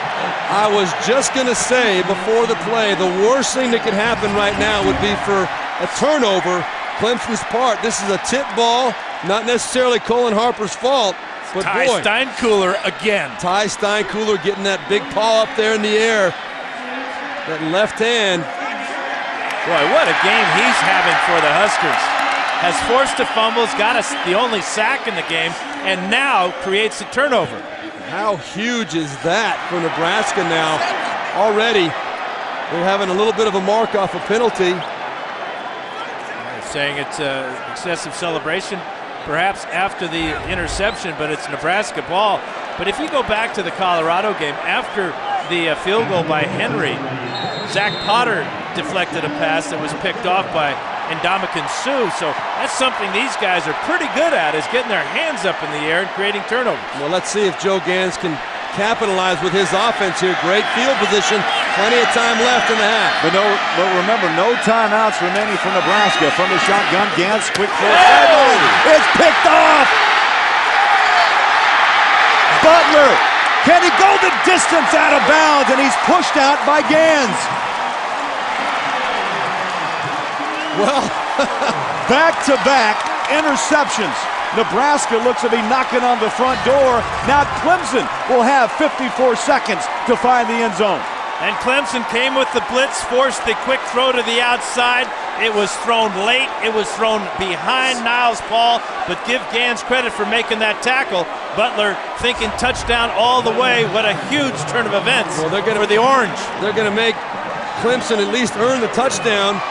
They did with Joe Gans, as you said, doing a great job making the tackle, but what a tremendous play by Cresden Butler, setting up Joe Gans, knowing the blitz was coming, letting the receiver make his route, make his decision, and then jumping it 100% right on time. 59-yard return, Clemson.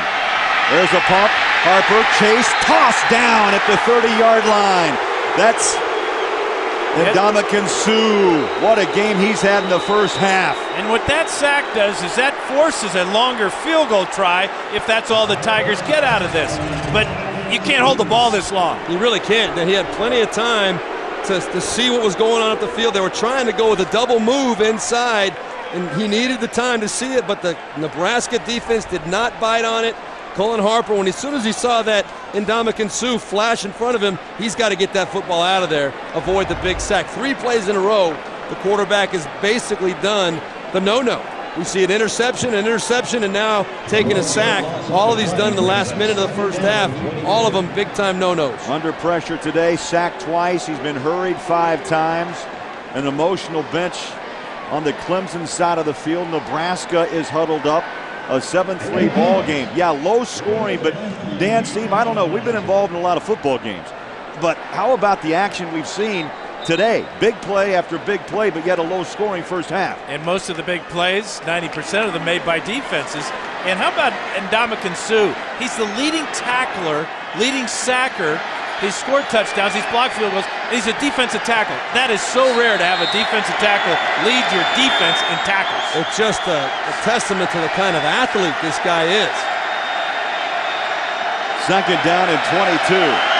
Cullen Harper sets up, wants the deep ball, goes up top, man coverage. Oh, caught in the end zone, Aaron Kelly.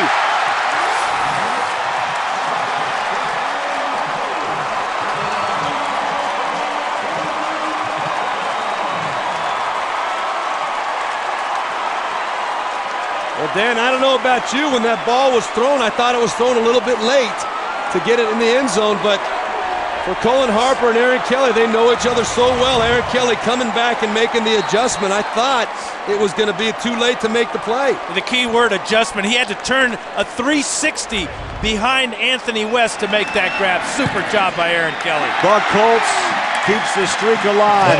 87 consecutive point afters. And Aaron Kelly just became Clemson's all-time leader in receiving yards.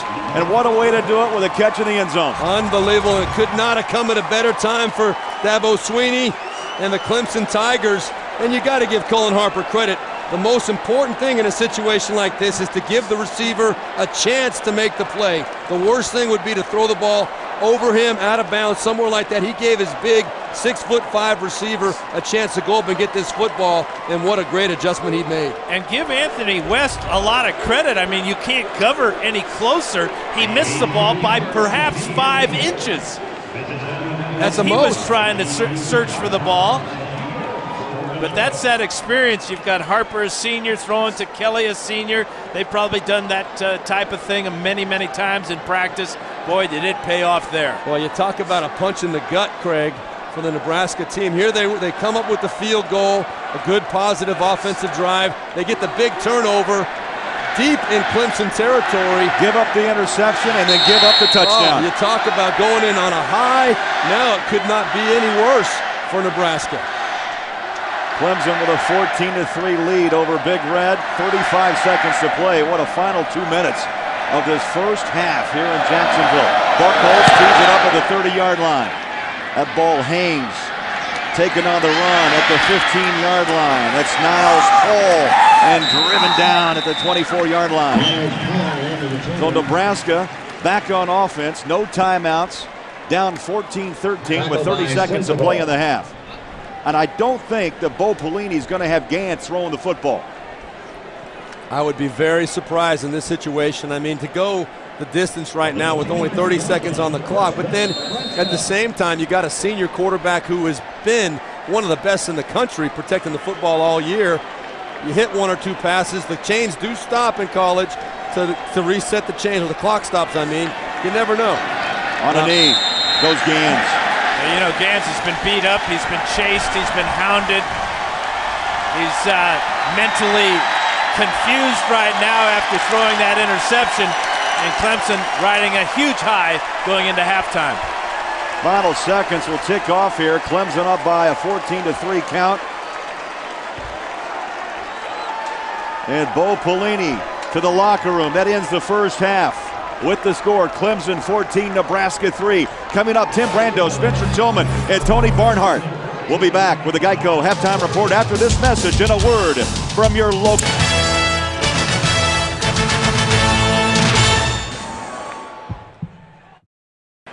So Mark Buchholz will kick away from the 30-yard line, third quarter, 64th annual Gator Bowl. And Clemson with the lead of 14-3. Angles that kick to the corner, taking on the run at the 15-yard line. Coming around the corner. And out of bounds goes Deinard, Alfonso Deinard.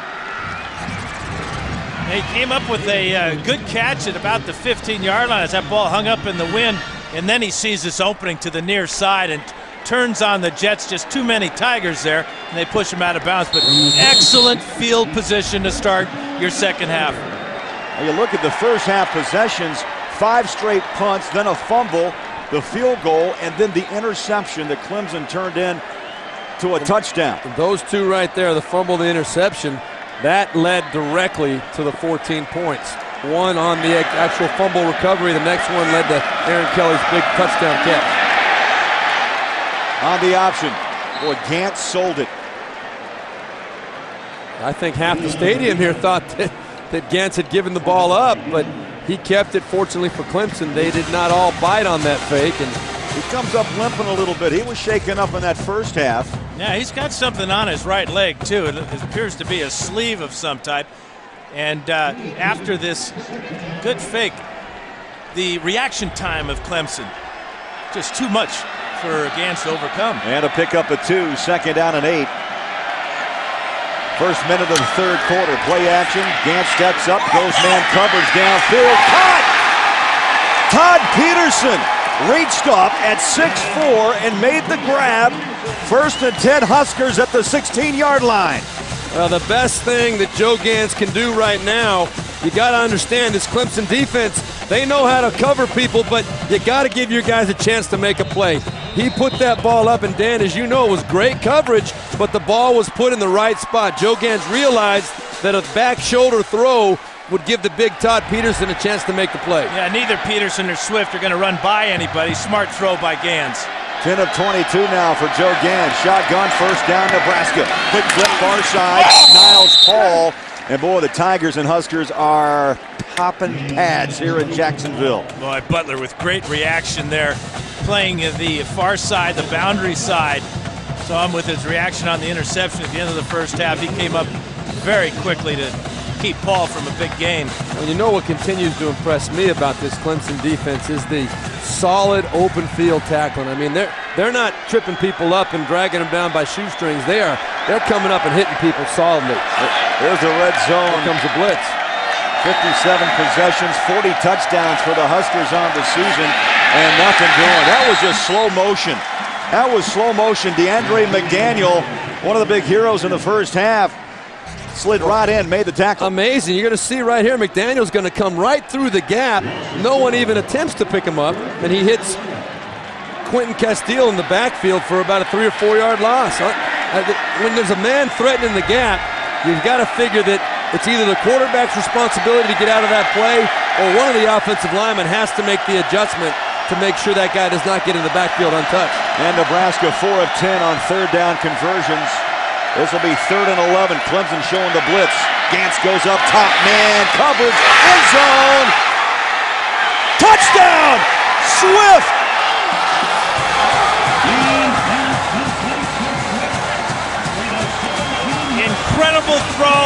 An even better catch by Swift. We saw Kelly do it at the end of the first half.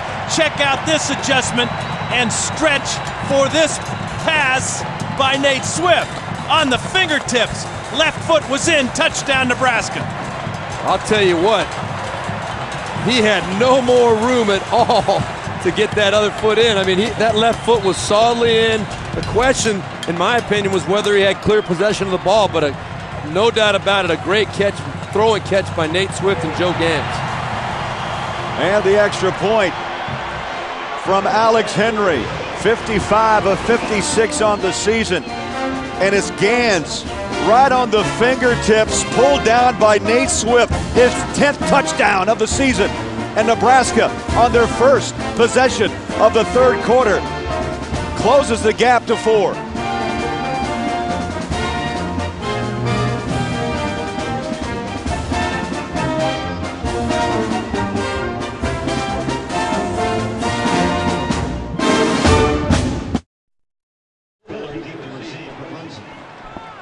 Five plays, 54 yards, and 2:36 off the clock. And Swift with the touchdown grab of 17 yards.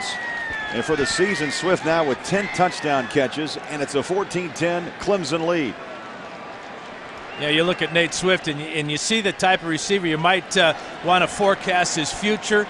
He's got the ability to make catches like that we just saw, but also work over the middle, a lot like a Wes Welker or Brandon Stokely. I had a guy by the name of Charlie Joyner who worked his magic over the middle all the way to Canton, Ohio. But that's the type of receiver I think that Swift can become. He's just got all the tools, and what an effort to make that catch. There's always room for a guy that can make the big play, find the soft spot in the defense, have speed to hurt you when he gets the opportunity. Swift is one of those guys. Spiller takes a knee 5 yards deep. And time for the Aflac trivia question. And Dabo Swinney is an Alabama grad. What other Alabama graduates have been head coaches at Clemson? We'll give you a few plays to chew on that. There's a few of them. I know Clemson fans know all of them. And Nebraska fans could care less. How about that quick strike by Nebraska? 18th touchdown drive of the season of 5 or fewer plays. Just what the doctor ordered. Coming out to start the third quarter. We'll see what Clemson has up their sleeve. Up by 4. They keep it on the ground to Spiller, driven back. And now you see that emotion carrying over to Nebraska's front line. First half for the Clemson Tigers, punt, gave it up on downs, the blocked field goal, and then back-to-back punts. And then Dan and Steve, things happen. The 2 turnovers by Nebraska, and the Tigers went in for touchdowns. And getting back to Nebraska's drive, you know, Gans threw the interception to Butler at the end of the first half. Who did he attack on the 2 big plays to Peterson and Swift? He went right back to Butler. That's confidence. And right there you can see what a quick score by the offense can do for a team. It can energize a team. This defense is coming hard right now. Harper able to unload under pressure. Stop and go is Spiller. And Nebraska, the Cornhuskers, all dressed in white. Drop down, Spiller led by Eric Haig. You know, Steve, you talked about maybe Bo Pelini was a little excited in the locker room. I think we're seeing how excited he was and how he got his message across, perhaps. It's very obvious that he got the message across somehow. Ndamukong Suh obviously played very, very well in the first half. But Bo Pelini, his Chargers are out there playing very hard right now off the emotion generated by him in the locker room and the offense on that first drive. Huskers jump.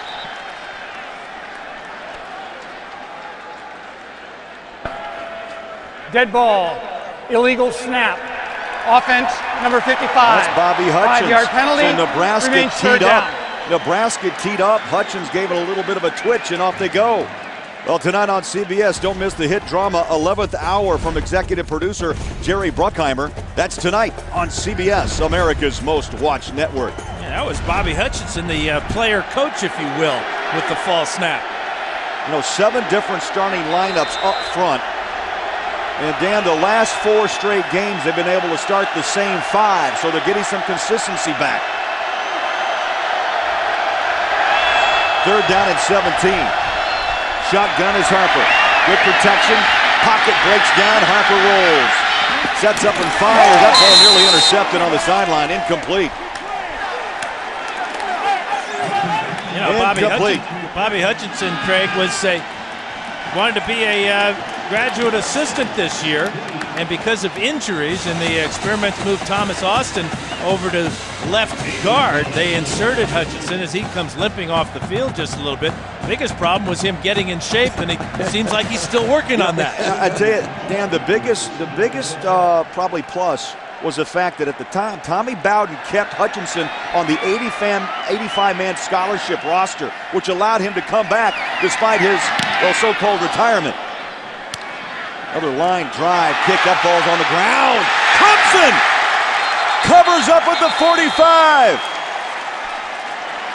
That's the danger. You get the line drive, you run up on it, and you got to make sure you bring it in. Well, if Clemson does come up with this football, and it appears that it's going to be that way. There you go, officially. You see a brilliant decision in theory to come up and make a play and try and catch this ball on the run, but if you lose your focus for a split second, that ball's on the ground. Now, Nebraska, a team that worked so hard to get the momentum in this ball game, they come out, their defense does a great job, 3 and out, stop Clemson forcing the punt. They're going to get great field position, and then one bad decision or badly executed play, and now Clemson's back in control with the momentum again. Chad Deal covered up, great special teams hustle, and Clemson back with a football. 3rd quarter, 10:22 to play. Tigers with the 4-point lead. Harper up top. Contact, catch is still made, flags are down. But what a grab by C.J. Spiller. Anthony West gave him a bump. Spiller came down with it. It looked like he caught it with one hand. It kind of stuck in his elbow. Great adjustment to the ball by Spiller coming out of the backfield. And it's going to be pass interference against Nebraska. Pass interference. Refuse for sure. Defense number 5. 15-yard penalty from the previous spot. Automatic 1st down. There are not many times you're going to see a quarterback giving a running back a chance one-on-one up the field against a corner. As a quarterback, Dan, you and I know that that's not a matchup you generally look for on the football field, but when you've got the speed and the playmaking ability of C.J. Spiller, I guess you give him a chance. Well, I'm not sure why they're taking the 15 yards on this and not taking the reception. Are they saying he did not catch this ball? He was juggling it, bobbling it as he went down, apparently. Well, that's a good question, Dan, because Spiller's arguing that same question. No, so he did not have possession, but they give him the 15 after the penalty. Bill Richardson is the instant replay official from the Pac-10, and now they stop the game to take a further look at that last play. Is under review. And this is what Richardson is be looking for upstairs. Yeah, good call. Good call. It did hit the ground, and he did not control it all the way down. Heck of an effort by C.J. Spiller. So it will be 15-yard penalty. The ball be at the 41-yard line.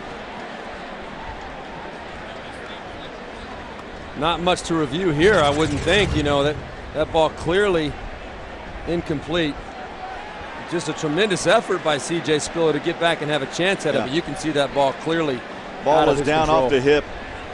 He tried to sell it. I mean, great sell job. The ruling on the field is confirmed. The pass was incomplete. So incomplete for the 1st down now at the 41-yard line in Nebraska.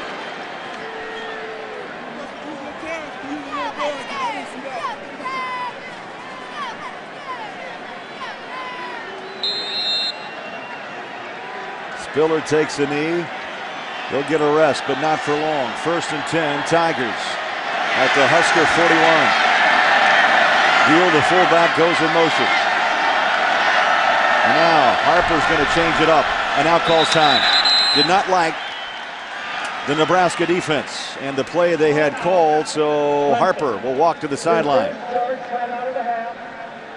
This will be a media timeout. So the first time out here in the third quarter. Taken by Clemson.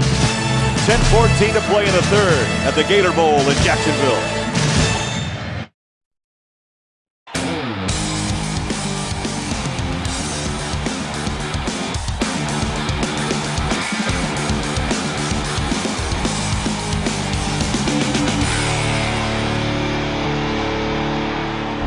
Back in Jacksonville, the 64th annual Gator Bowl, and it's a 14-10 Clemson lead. Time for the Aflac trivia question and answer. And guys, Dabo Swinney is an Alabama grad. What other Alabama graduates have been head coaches at Clemson? Well, I've got the answer. Frank Howard, Hootie Ingram, Charlie Pell, and Danny Ford. Danny Ford, obviously the architect behind the national championship, the only national championship in the history of Clemson. Well, Howard in the day, 165 wins. There's Ford with 96 victories for Clemson. That is amazing that all four of these coaches, along with Dabo Swinney from the University of Alabama. And Swinney just 39 years young. Wide receiver coach, and then an assistant head coach named back in 07 under Tommy Bowden. Up top, man. Oh, right on the button. Touchdown, Jacoby Ford. Could not have thrown a better ball. Cullen Harper. There was a moment there where Ford was even with both safeties. And then he exploded, accelerated at about the 5-yard line and chased this ball down. It appeared it might have been overthrown, but when you run a 10-200 meters, you're never overthrown. Well, and didn't you get the feeling when talking to Dabo Swinney that he really was going to come out at some point and give Jacoby Ford a chance to show those wheels? They had the perfect play called at the perfect time, and boy, was that well executed. Buck Colts splits the uprights. You know, Ford has that 10-2 speed. He goes the 60-meter and 6'5". And Dan, you're right. That's a totally different speed on the final 10 yards. 41-yard touchdown. Clemson up by 11.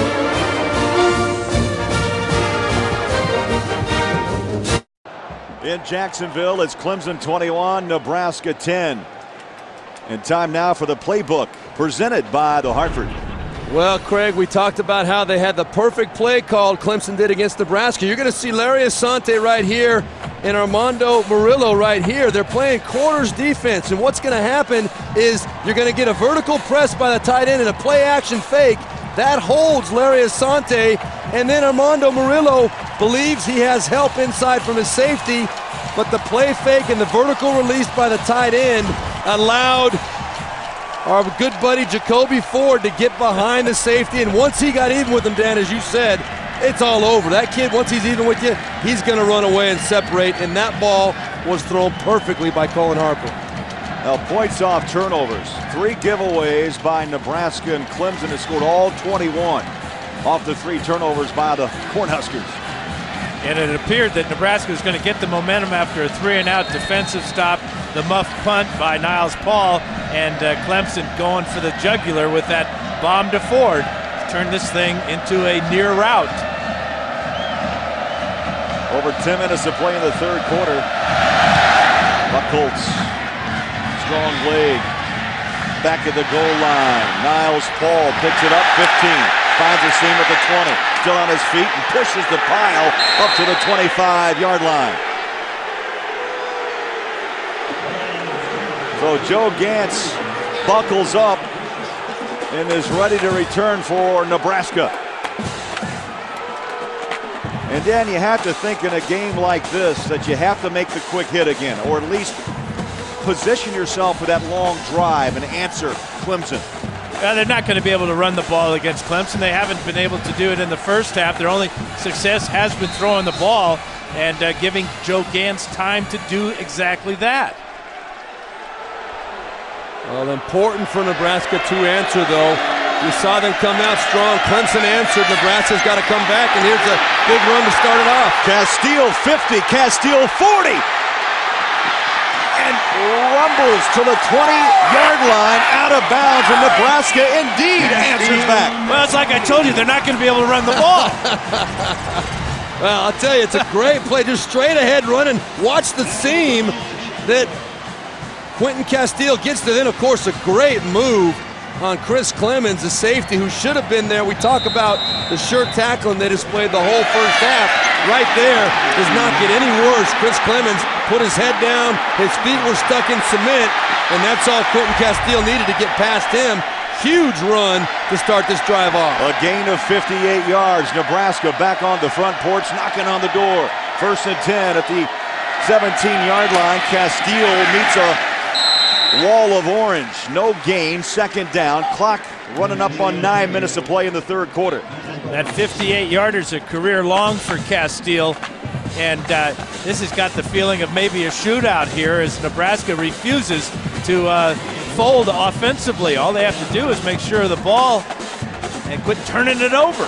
Well, guys, we talked to Bo Pelini. We got the feeling that Roy Hello was going to be the big back, but at the end of the first half, we saw Quentin Castile and his big frame in there having a little bit of success. Looks like Bo Pelini's going to ride the hot horse here. Castile taken down and sliding through Daquan Bowers. Well, this young freshman from Bamberg, South Carolina, having himself a big Gator Bowl. Wow, watch the quickness as he jumps inside here, and he meets Castile about 4 yards deep in the backfield. Boy, is he a good-looking player. And remember, he was a running back in high school. Can you imagine trying to bring this guy down? No. Can you? No. That might have hurt even imagining that. I don't even think the 3 of us would imagine that. I wouldn't want it. He committed, by the way, his sophomore year in high school to Clemson. A loss of 2 as Gans steps up in the pocket, looks, fires, caught! Touchdown, Todd Peterson! The Huskers answer back. Well, we've got ourselves a ball game here. You talked about being a pocket passer. The calmest place on the field is when you step up into the pocket. You let the ends go by, Bowers goes by, Alexander goes by, and that opens up the throwing lane for Gans, and he found big number 17 for the score. Great job of stepping up into the calm spot of the pocket. And there are not 2 guys that appreciate that more than you and myself, Dan. Extra point splits the uprights. 4th touchdown grab of the season for Peterson, and Gans now with his 25th toss for Nebraska. Yeah, and if it's not Swift, it's Peterson, the 2 seniors we talked about earlier. The big target over the middle, but watch as Gans steps up. He lets the defensive ends go by, and all of a sudden, hey, there's number 17 wide open. They got the right play at the right time, and Todd Peterson was being a football player. He was supposed to come across flat across the middle of the field, but he saw the soft spot, and the defense figured, why run right into coverage? I'm going to turn up the field a little bit, and I'm going to find a soft spot. Joe Gans and he on the same page. Everybody's fired up in red and white right now. As Steve, as I mentioned, it's the 25th passing touchdown for Gans. That ties a Nebraska single-season record now with Zach Taylor. Both with 25 throws. Taylor did it back in 06. Well, you're going to see Todd Peterson right here. He's coming across. He's like, well, I'm covered. I'm going to fade up the field a little bit. There's a soft spot. And, boy, Joe Gans, what confidence to have and make that throw in that situation. Well, and, you know, a lot of times Gans would just tuck that ball under his arm and take off running. But by flashing right across the middle, as Peterson did, he really took that decision out of Gans' hands and was paid off for it. 4 plays, 75 yards, just over 2 minutes. And the Huskers close the gap back to 4, 21-17. Spiller at the goal line, flags are down. This kid is quick as a cat, lost his shoe, and goes out of bounds at the 37. He blew a tire. What a flag is at the 25. Well, I'll tell you, when that guy, number 28, gets the ball in his hands, you just want to hold your breath. He is electricity. We talked about lightning. During the return, holding, number 10 of the return team. 10-yard penalty from the spot of the foul. First down. Now they're saying number 10, that would be Cullen Harper. I doubt that Cullen Harper was the guilty party here. Maybe it's on the outside. There's a face mask that they got away with. Well, Spiller's going to lace him up tight. Well, Steve and Dan, you look at the Tiger offense, everybody now having a part of it with Spiller and Davis, now Harper, 142 yards with 2 touchdowns and the pick, and Kelly with 3 grabs and that touchdown, dragging the toe in the corner. Well, it appears that Nebraska's going to make Clemson play a little bit of offense this second half. They're trying to get it rolling on both sides of the ball here. Davis stacked up and dropped for a loss of 2 back inside the 15-yard line. Well, what a game. Zach Potter teams up with Kohler, the middle inside linebacker. And Davis has been unable to really unleash any of that thunder. Yeah, the other amazing stat I've found about this Nebraska defense is they only have 10 interceptions on the year. 4 of them have been from Potter and Sue, defensive linemen. A loss of 3, second down and 13. Harper, quick throw, far side, it's up the grabs. Intercepted, Nebraska! Steinkühler with the big play.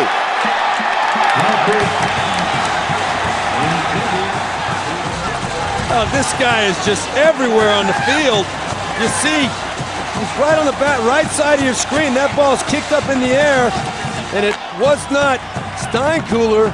It was Blake Lawrence, number 40, that comes across the linebacker, and very well-read play by the Nebraska defense. Cullen Harper, boy, look at Carl Pelini, he's fired up. But Cullen Harper, that's a bad feeling when that ball is bounced up in the air. Play was made by Prince Amukamara. The defensive back came up and caused that ball to be bounced in the air. Nebraska back at it as Castile squares the pads, and boy, he took a hit by Chris Clemons, the free safety, number 22. Yeah, I bet Clemons heard about the last time that Castile got loose on that 58-yarder. He missed the tackle. He wasn't going to miss that one. We heard that one very clearly. Yeah, he wanted to make a statement there. And you know, a defense, when they're put in a position like this, they can go 2 ways. A good veteran defense relishes this kind of challenge. This is a veteran defense across the board, tremendous athletes. They're going to challenge themselves to keep Nebraska out of the end zone. Castile, the lone black. In motion as Niles Paul. Oh, that ball's down. And Gans is able to cover up at the 11-yard line. Just a bad exchange from Hickman to Joe Gans. You know, that's one of those things that a lot of times is overlooked. Nebraska works so often out of the shotgun. It's a huge issue when all of a sudden now the juices are flowing, the energy's high, you get up under center for a change. That center's not used to having you under there. The quarterback, maybe his hands aren't in the right position. Ball's on the ground. That could have been disastrous for Nebraska. And that ball comes out quick. May break a finger. Under 6 minutes to play in the third. Third down and goal. Right back to the gun, you see. Oh, here he goes stepping under center. Play clock down to 2. Just got it off with 1 to spare. Gans pumps, fires, up top, and over the outstretched hand of Todd Peterson. This play didn't look good from the get-go, did it? I mean, they were late getting the ball snapped. He went back up under center and just lets this one go too far for the 6'4" Todd Peterson. Well, that's another one of those throws, Dan. You see Bo Pelini's reaction. Upset out of the end zone. I don't know what he's asking for. Maybe he thought a little bit of face guarding.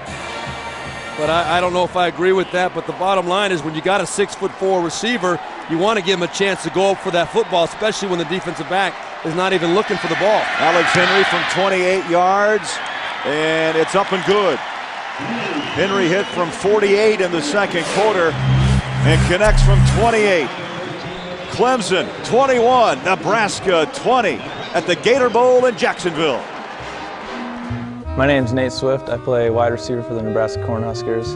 My New Year's resolution is to stop eating fast food after I'm done with football here. And I just want to wish the Husker Nation a Happy New Year. MetLife is providing today's aerial coverage. Look for more aerials as MetLife teams up with CBS throughout the new year. And a happy new year from Jacksonville. Third quarter, Gator Bowl, Clemson 21 and Nebraska 20. And the last scoring drive, 4 plays, negative yards, and Henry hits from 28 yards to close the gap to 1. Tonight on CBS, it's one of the most unforgettable episodes of TV's #1 show. William Peterson stars in CSI. Tonight on CBS, America's most watched network. And Dabo Swinney got to be very excited about the fact that his defense was able to rise to the occasion. First down at the 11-yard line and hold them to a field goal is definitely a big accomplishment. You said it, Craig, -1 yard on 3 plays. Well, that fumbled snap didn't help the Husker cause at all. No. Adi Kanalik set to kick from the 30-yard line. Back to receive is C.J. Spiller. Line drive, and Spiller backpedals nearly to the back line of the end zone, takes a knee, and Clemson will take this football at the 20-yard line. Well, that's the perfect weapon for a return game like Clemson has. Adi Kanalik with another touchback, and that one 8 to 9 yards deep in the end zone. That is a great weapon. The stats speak for themselves. When an offense has to go more than 75 yards on a drive, the percentages are so far down as opposed to less than that. That weapon where the kicker can put that ball in the end zone and start his defense out at the 20-yard line is significant. Clemson with the football. You see the total yards, Nebraska over 250, while the Tigers 155 yards. 2 of those touchdowns scored off Nebraska miscues. From the shotgun, Harper, handoff up the middle. And 2 yards for Spiller. Spiller came in, guys, averaging over 5.5 yards a carry. The junior out of Lake Butler, Florida. You know, he told us that he knows he's the home run threat, but he would like to prove that he can run between tackles, that he has a power game.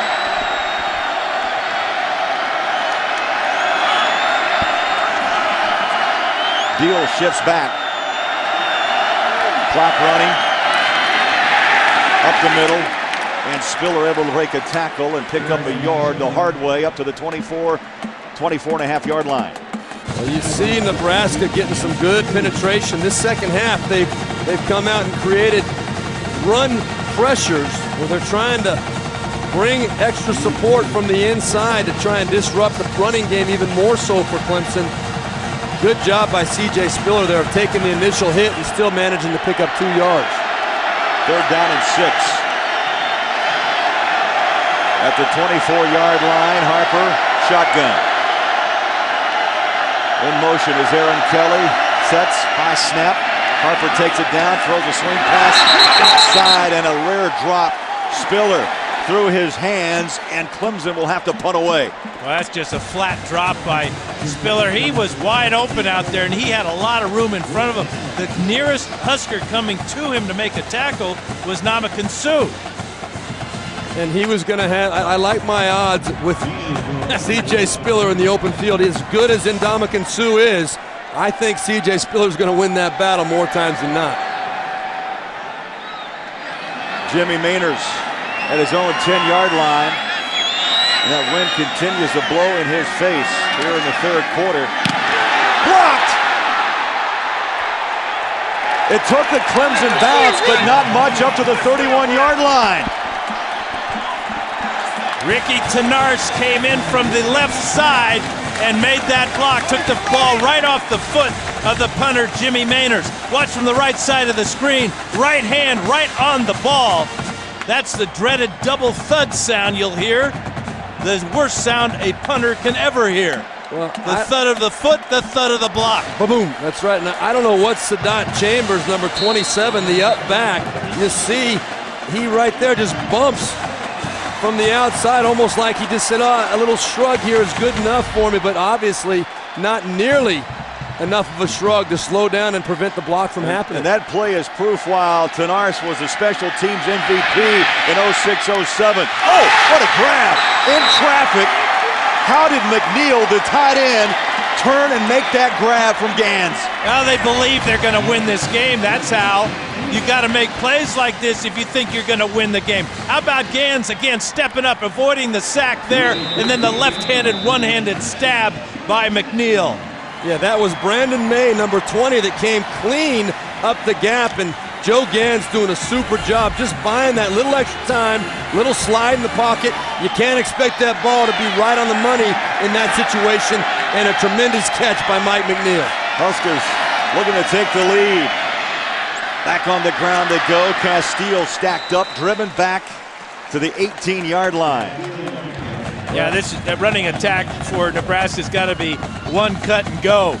2 or 3 cuts, you're going to be tackled for a loss, as Castile was there. You hit it right on the head, Dan. I was going to say that Castile's game is not bouncing things outside. His game is tackle to tackle.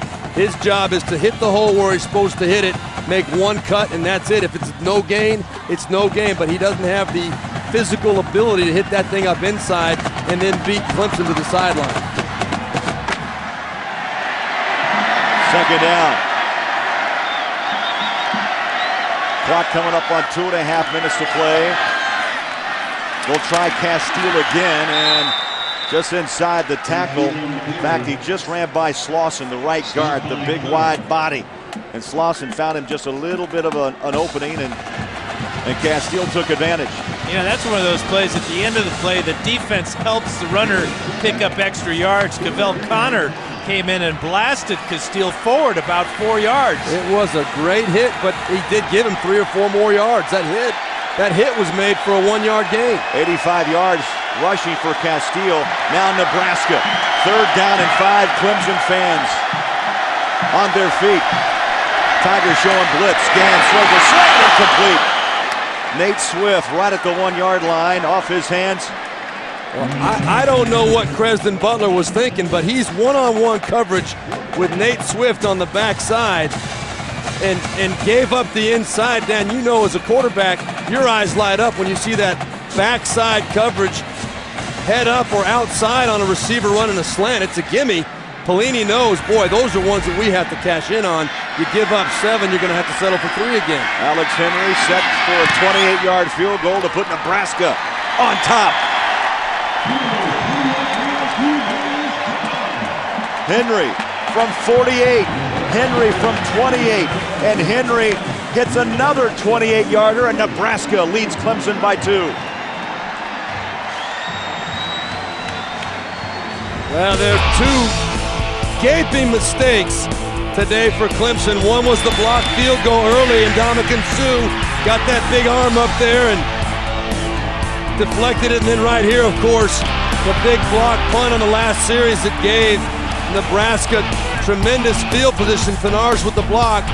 But fortunately for Clemson, the defense has responded both times the last 2 series deep in their own territory, holding Nebraska just to field goals. 2 mistakes by Clemson, 1 huge mistake by Nate Swift. He's caught 166 passes in his great career. 1 more would have been in the end zone. He flat dropped that slant route. You're right, and he's a senior. Last game in Nebraska, he's got to make that catch. Well, Gans in the first half had a rough time being moved off the spot, so to speak, being forced to throw the ball away, hounded and harassed. But the second half, he has been outstanding. 5 out of 8 he has completed with a couple of touchdown passes. Spiller will get a chance to return from the 3-yard line. Right up the middle he goes, breaks a tackle, stacked up and dropped at the 31-yard line. Late flag thrown in after this ball was down.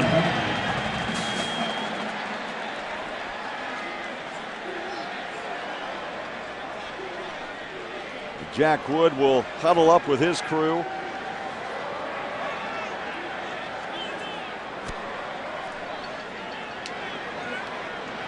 And here's the call. Dead ball, personal foul. Number 24 of the kicking team. 15-yard penalty, first down. Oh. Here's Gans's 2 touchdown passes.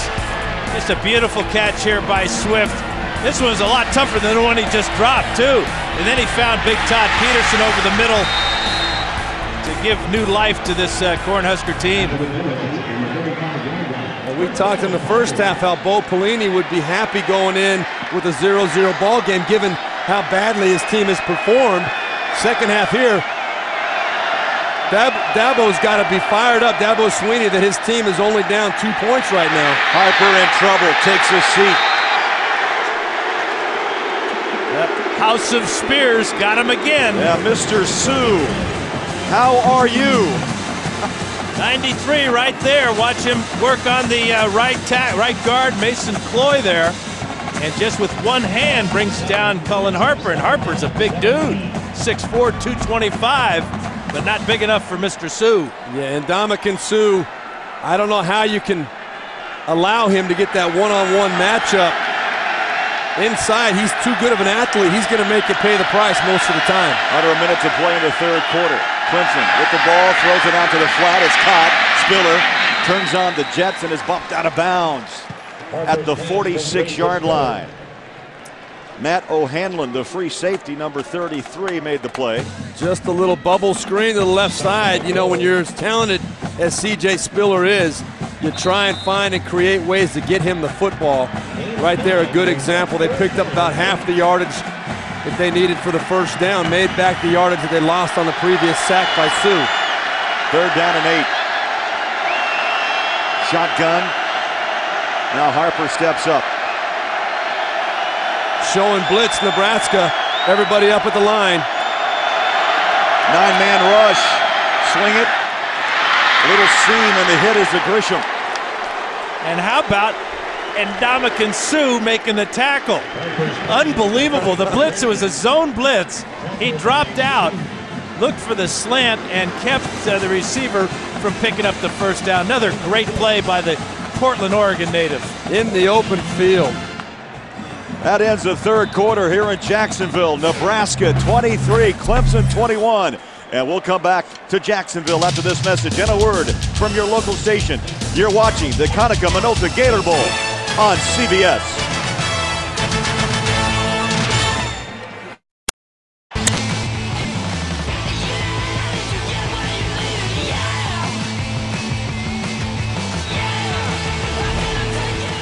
Welcome back to Jacksonville, the Gator Bowl, as we start the fourth quarter. Nebraska 23, Clemson 21. Craig Bullard, Jack Steve Berline, Dan Fouts. Glad you're with us. Hope you're enjoying this one, guys. I'll tell you, Bo Pelini, obviously at the half, guys, challenged Nebraska, and they outscored Clemson in that third quarter 20-7.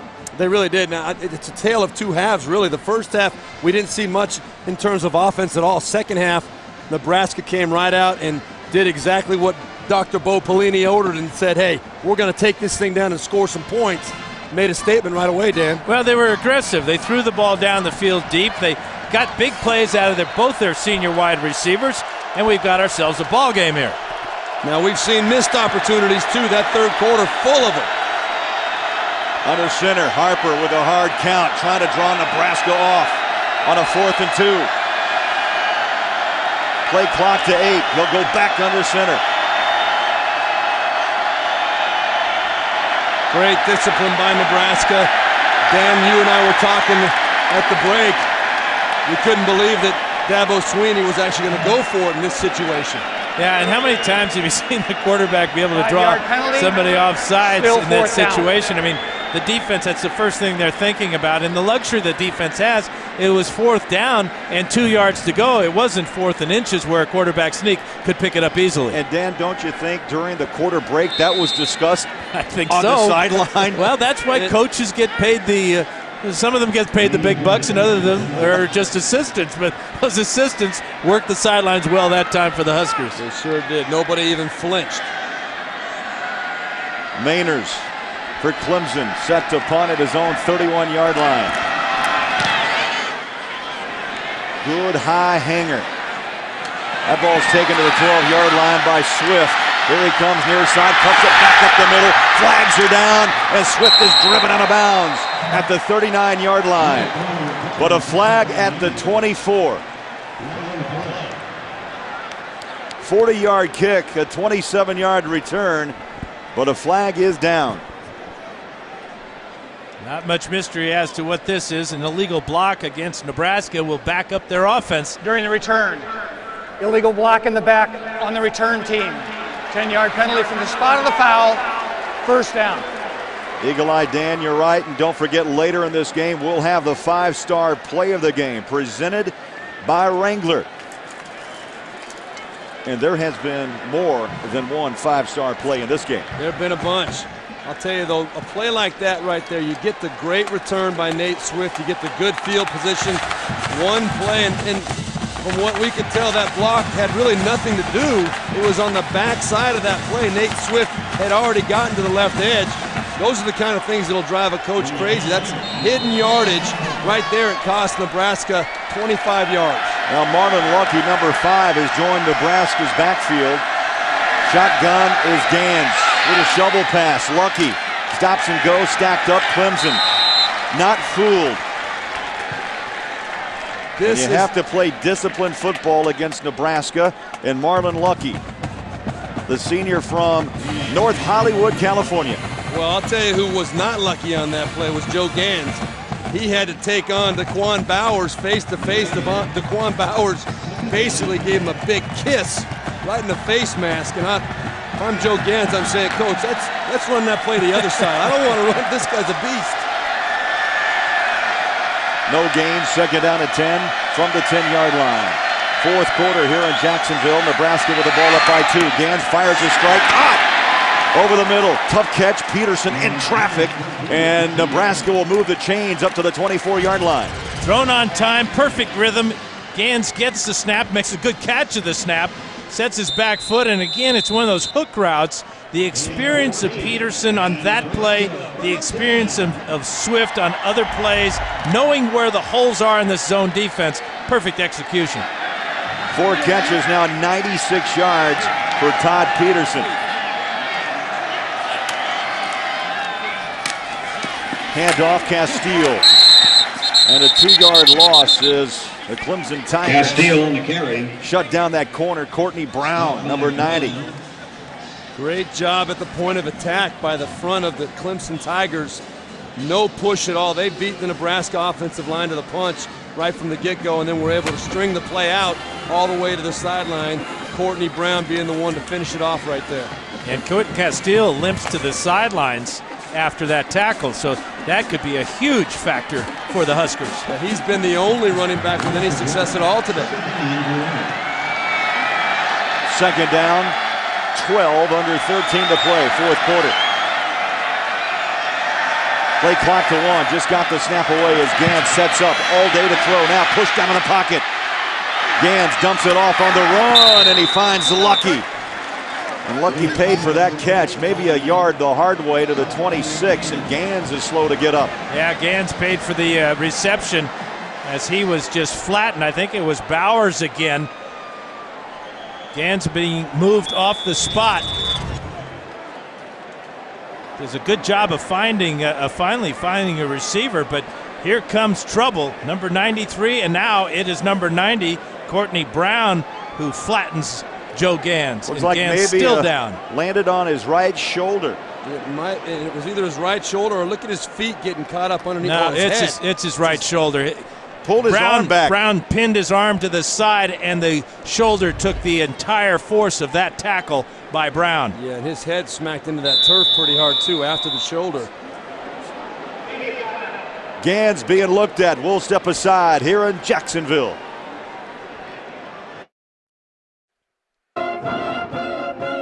And now it's time for our Geico scoring recap.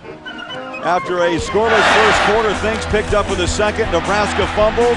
DeAndre McDaniel picks it up, races 28 yards to put Clemson on top by 7. Then Alex Henry answers back from 48 yards, 7-3 Clemson. Then after an interception, Cullen Harper goes to Aaron Kelly in the corner. Great catch. 25 yards, 14-3 at the half. Third quarter, first possession, Nate Swift, 17 yards, touchdown. Then Jacoby Ford, 41 yards.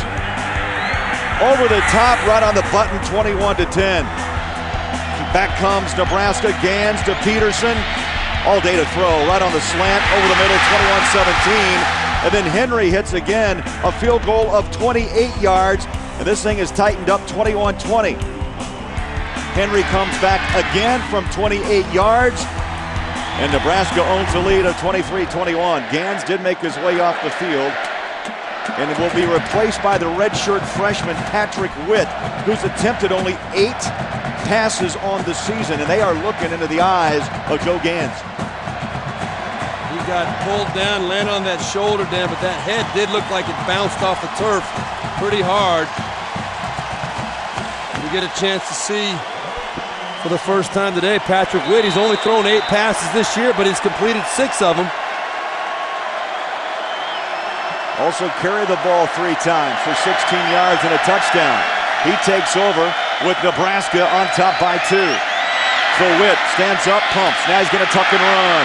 And takes a hit. Lost the handle. It's on the ground. Picked up. Clemson rumbling into the end zone. Byron Maxwell touchdown.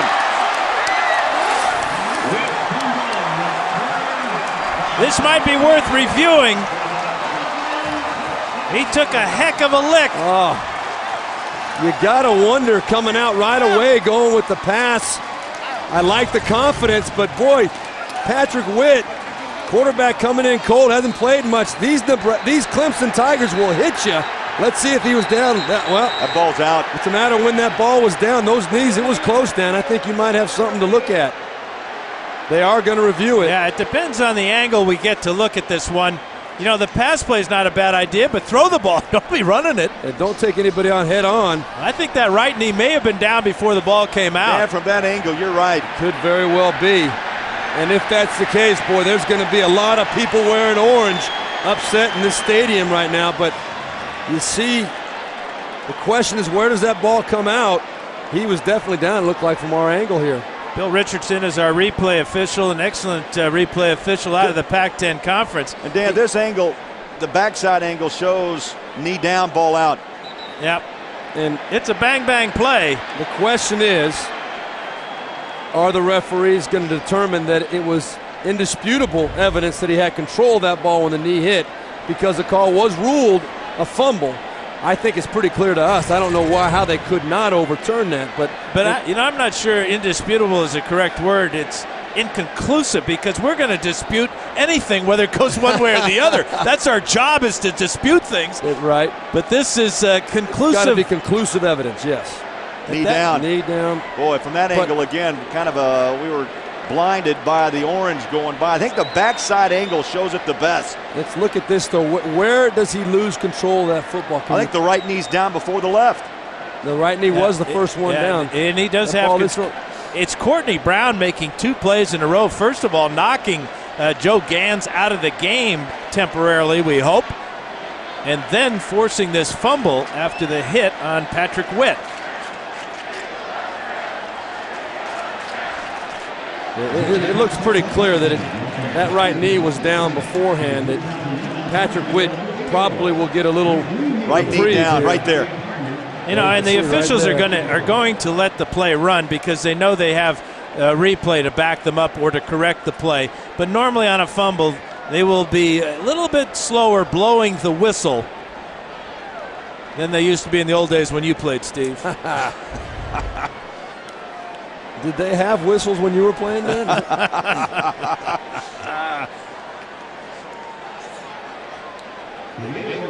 A long review taken by Jack Wood, the referee, and this is from our cart up along the sideline. And I think, you know, if you can spot the right knee down first, left knee follows, and the ball is punched out by Courtney Brown, number 90. And I've got no problem with them taking a little extra time. This is such a huge play in the course of this game. And you know, the other thing it does, it allows Joe Gans to maybe gather his wits on the sidelines. If he does have a few cobwebs there, maybe get a little treatment on his shoulder. Well, Patrick Witt right there, no one feels worse than he does. He's excited, he's hungry to go out and try and help his team. And boy, a coach's worst nightmare, though, to have that play happen the first play after you substitute in a backup quarterback. After review, the runner was down prior to losing possession of the ball.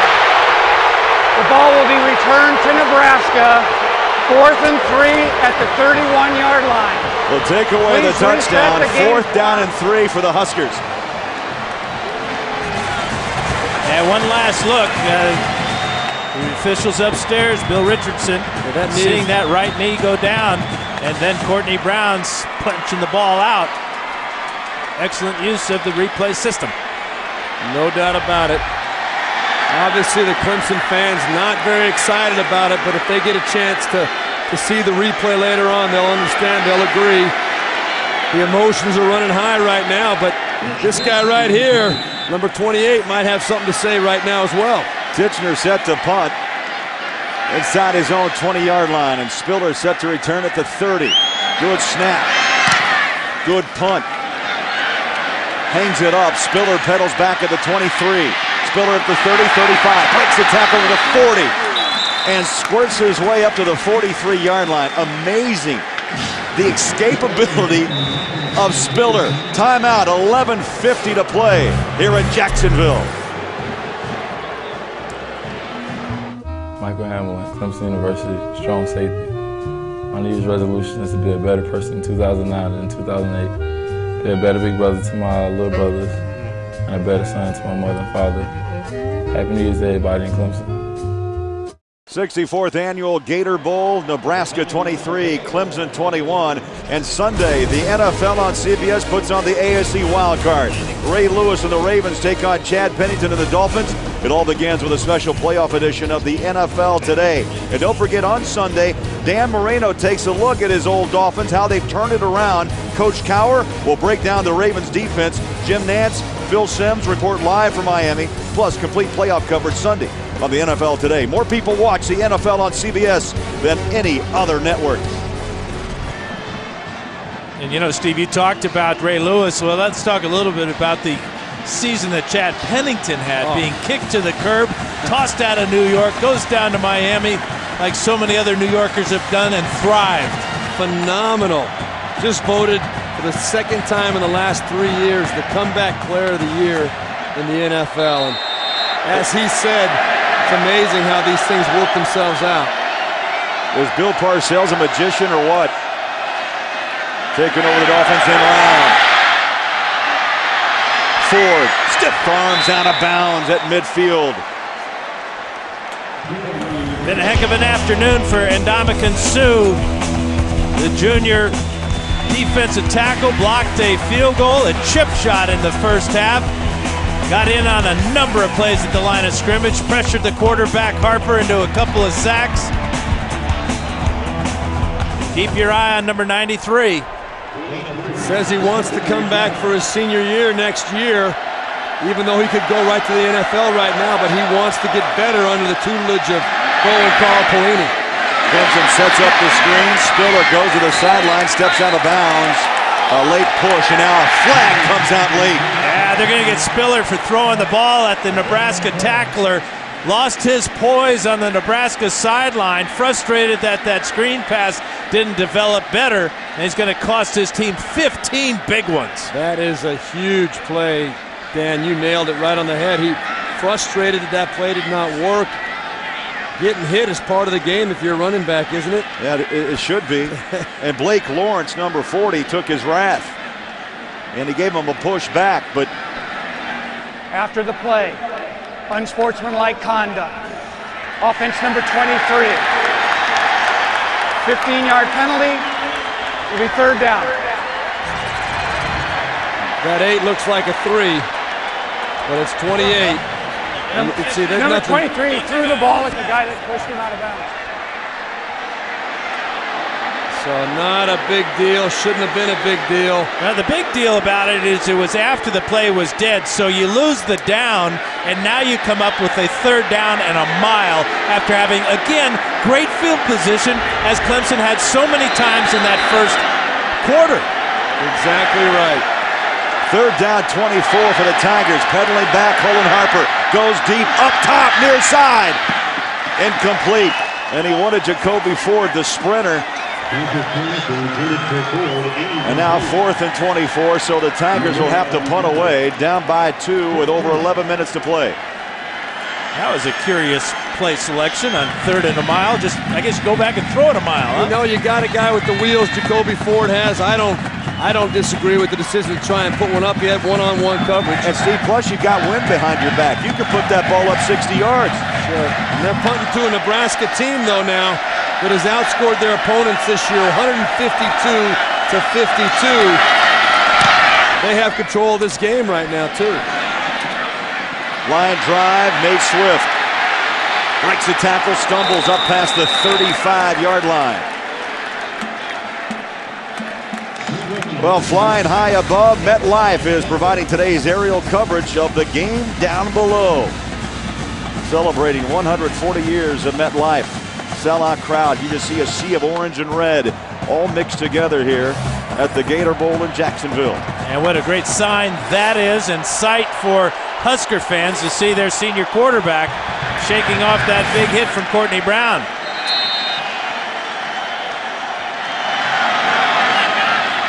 So Nebraska with a 2-point lead, back on the field at the 36-yard line, and Gans is under center.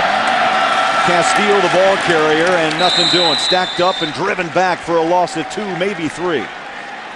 I have been impressed, guys, with Clemson's ability to swarm the football. They've been put in some very bad situations, especially in the second half. They've answered the bell with the exception of a couple of big plays by Nebraska. This Clemson defense has been spot on all day long, and you got to tip your hat to them, especially Dan holding them to field goals, those 2 drives where they got the ball first down very close to the end zone. That's why this Clemson Tiger team is still in the ballgame. Yeah, the 2 freshmen have played outstanding. Daquan Bowers, Brandon Thompson. Second down and 3, 4 wide receiver set as Gantz takes the shotgun up and over. That ball is caught, and it's going to be whistled out of bounds. Niles Paul out of bounds, and that stops the clock with 10:17 to play. Now, one thing that Nebraska's offensive line has not been able to do is to knock the Clemson defense off their feet. They do a great job of fighting blocks and just keeping their feet, so that allows them to pursue and make so many tackles. It's just amazing the athletic ability of that entire Tiger defense. Well, and it does not show up as far as sacks go. This is a defense that only has 14 sacks on the season, but they cause disruption. They cause problem. They make the quarterback move around, and that's just as good. Gantz steps up in the pocket, dumps it underneath. Castile breaks a tackle, has running room at midfield, spins out of a tackle and inside Clemson territory at the 48. Chris Clemens spun him down. The man that makes this play, in my opinion, is Todd Peterson. Yeah, he's made a couple of great catches today, but watch the block from the right side of the screen. Right there, number 17, illegal block on number 12, Gilchrist. Huge first down. Great patience, not trying to jump, and there's Joe Gans, bruised and beat up, but he knows that was a big conversion on 3rd and long, and Todd Peterson, though, he's the reason that play was able to spring and get the first down. And a gain of 20 yards, first down for the Huskers at the Clemson 48-yard line. Play fake, tough catch by the tight end McNeil, put out both hands and pulled it into his body and picks up about 5, maybe 6, up to the 42-yard line. Stop by Clemens. McNeil with a couple of catches on the afternoon, the sophomore from Kirkwood, Missouri. How about the second half for Joe Gans? He's completed 10 of 12 now for 138 yards and a pair of touchdowns. And with a few cobwebs, Dan, flying around. I think they're gone now. Second down and 5. He puts Peterson in motion. Gans under center. Tucks has room. Heads to the near sideline and runs out of bounds at the 40-yard line. Courtney Brown again in around that play. Brown, Bowers, and Thompson. We have called their name just numerous times for the Tigers. You could hear the Nebraska fans and coaches and team hold their breath for Joe Gans, hoping he could get to the sidelines and get out of harm's way. 9 minutes and 13 seconds. 9:13 on the game clock. 25 seconds on the play clock. Now Jack Wood wants to reset the game clock. We're going to wait for 9:07. Did I hear him right? 9:13. Is that what he wanted? There it is. You're exactly right, Craig. Nebraska slowly working themselves up to that 50% mark on third downs we were talking about. Big one here, none bigger than this one today, especially for Clemson. Shotgun Gans. Lets the ends fly by. Ball batted down, no. Incomplete, and it was Cavell Connor. The weak side, the will linebacker. This is an amazing play by Cavell Connor. You're going to see right here, he actually blitzes. Runs into the blitz. You're going to see right up the middle. This is him. He's going to blitz up the middle, realize he can't get there, and watch what he does. There's the blitz. He said, oh, I'm not going to get there. I'm going to come back and knock this Pats down. You talk about incredible instinct and decision-making under the fire. What a great play. Huge play. Titchener in at the punt at the 45. Jacoby Ford awaits. High hanger, little pooch kick. Oh, takes a kick back. That looked like a pitching wedge. Took a great turn back at the 15-yard line, and they'll down it at the 19. A 22-yard punt, no return. 8:48 to play. And Bo Pelini, in his first season at Nebraska, and you look at what other coaches have accomplished in this freshman report card. How about Paul Johnson at Georgia Tech? You know what? We saw him, Steve. I'll tell you, Georgia Tech, Georgia had a big second half. Houston Nutt at Ole Miss.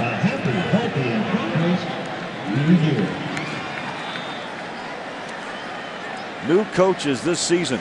Well, Paul Johnson got a little dose of reality yesterday from LSU team, but talk about Dabo Swinney, how fired up he is about being the head coach of this program. He told us a story the other day about how it really hit him when he pulled in to the facility into his head coaching parking spot, and it was the big number 88 was sitting there. That was space number 88, which was a significant number to him. It was his high school football number. It was all meant to be. It was all meant to be. It was like all these pieces that have led him along this path, it all hit him at that point like, I really am the head coach of Clemson. Well, he took over October 13th after Bowden stepped down. Then they removed the interim label off of the head coach and gave him control on December 1st. And he asked his players, who wants it? Who wants to be all in? Dan, you talked about it earlier, but he gave the seniors a chance. If you don't want to be a part of this program, we're in the parking lot tonight. Go ahead, go to your cars, no questions asked, and everyone stayed. A great scene right there as he reaches out and shakes the hand of his quarterback, Cullen Harper, before this critical series of plays. 8:48 to play. In the 64th Gator Bowl, Clemson down by 2 with the football. Harper on the rollout, chasing, and pushed out of bounds at the 15. Pierre Allen to right in, number 95. Allen's a great story. He had to jump in as a starter after Barry Turner went down with injury in week 2, and he's done a fine job, the sophomore out of Denver. And he gets credit for a sack on that play, so he'll pick up his 5th sack of the year to join his other 2 buddies there, Sue and Steinkühler and Potter. What a front 4. A loss of 1, second down and 11. Harper, quick throw, quick slant, and a quick catch. Aaron Kelly reaches out. Kelly has been pretty much just stonewalled here in the second half and reaches out to the 25-yard line. Well, he has been stonewalled, but he did have the big touchdown in the first half, and he only needed 23 yards on the day to become the all-time leading yardage wide receiver. He already holds records in the ACC and every other receiving record at Clemson, but today he became the all-time yardage leader as far as receptions as well. 4th grab for 46 yards. 3rd down and 4, Clemson. And the slant falls incomplete off the hands of Kelly. And Murillo, the right cornerback, was in there to make the hit. Well, you got to give Nebraska's defense a lot of credit. That's just, that was the 13th third down they faced, and they have kept Clemson from converting 11 times. Well, that's one right there, though, Dan. You talked about the touchdown that Nebraska gave up earlier on the slant to Nate Swift. Right there, Colin Harper did the right thing going to Aaron Kelly. He was open, just did not make a good throw. Mainers. Big kick at the 35-yard line is Swift. Stop and goes. Slides at the 40. Still on his feet. And tackled down at the 46-yard line. Swift just has the ability to make something out of nothing. A 40-yard boot and a 10-yard return. 7:30 to play here in Jacksonville. Nebraska leads Clemson by 2.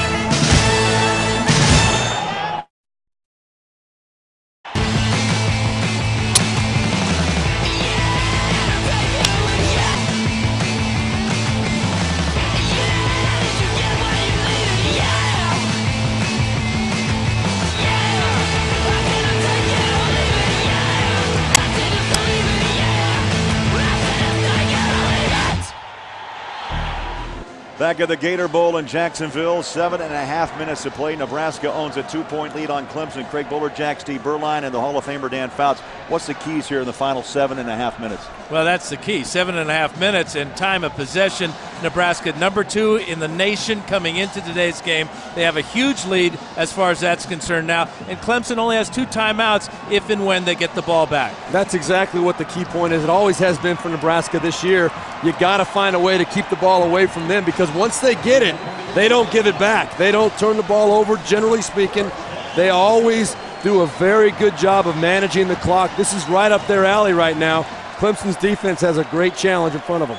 Over 30 minutes of possession time, 22 for Clemson, and 7.5 remain here in the 64th Gator Bowl.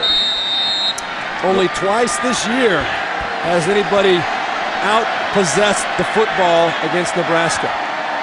Movement, flags.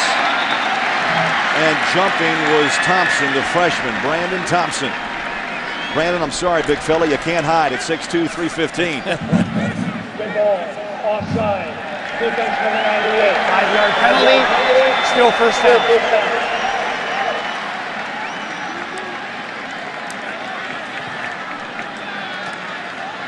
And you know, you two former quarterbacks, you have to lick your chops when you have 1st and 5.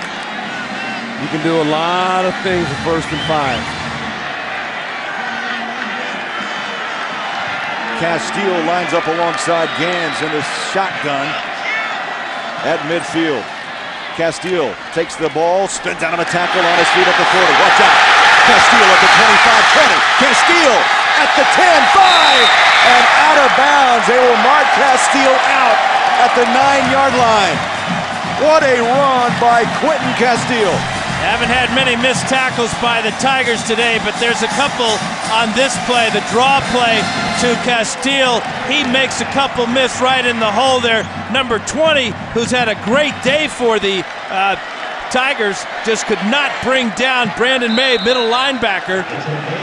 Brandon May was the first one in. Once again, we see Chris Clemens coming up late. That angle, he let up a little bit. He needed to be there to finish off whatever Brandon May couldn't finish off. Was good initial contact, but Quentin Castile is a big dude, and he's not going to go down unless you take him down. All of 121 yards, all since the 2nd quarter. Pushing the pile inside the 5-yard line. Scott and Clemens made the tackle, and Slauson. Not a whole lot of dancing going on by Castile now. He's just planting that foot. That one cut and go, and Slauson leading the way. Dan, this has to go back to what Bo Pelini decided to do. He went with Hellieu earlier. Marlon Lucky has seen some reps, but Castile has given him power and some speed combined. And that was the story of the game coming in, the power of Nebraska against the speed and quickness of Clemson. We just didn't know it was going to be Quentin Castile doing all the work. 2nd down and goal as the clock runs up on 6 minutes of play. Castile, the ball carrier, stacked up, driven back. He'll lose a yard. Back to the 6-yard line. Daquan Bowers right there, big number 93. Boy, how many tackles has Daquan Bowers made? How many pressures on the quarterback? That was a very critical play by the young freshman. On the play. He is a 19-year-old man. I tell you what, it's going to be scary what this kid's going to be doing the next couple of years. I can guarantee you this, there's a lot of NFL teams that would love to be in position to get a hold of this guy right now. A year ago, he's playing high school football. Today, Gator Bowl. Gans pedals back, pumps, goes to the end zone up top. And through the hands of the tight end, Mike McNeil. Pass intended for McNeil. That brings up 4th and goal. So for Clemson, the best case scenario. Nebraska gets a field goal. They'll get the ball back with 5:24 and possibly only down by a count of 26-21. And if you're Dabo Swinney and you're Colin Harper in this Clemson offense, you're grateful that you're now going to have the opportunity. Your defense once again has done their job, holding to a field goal. You've got to step up at some point and make some plays, score a touchdown. Alex Henry punches in his 4th field goal of the afternoon. And Nebraska opens up a 5-point lead on Clemson. 5:20 remaining. 21. Both these programs are being rebuilt, but Nebraska under Bo Pelini up by 5. This would be another huge step in the process. And, you know, big part of it is defense. Obviously, that's his background. And when you talk about defense at Nebraska, you talk about the black shirts. A tradition like no other in college football. Well, that's what he wants to get back, and that's exactly what he's counting on now with this 5-point lead with 5:20 to go in the game.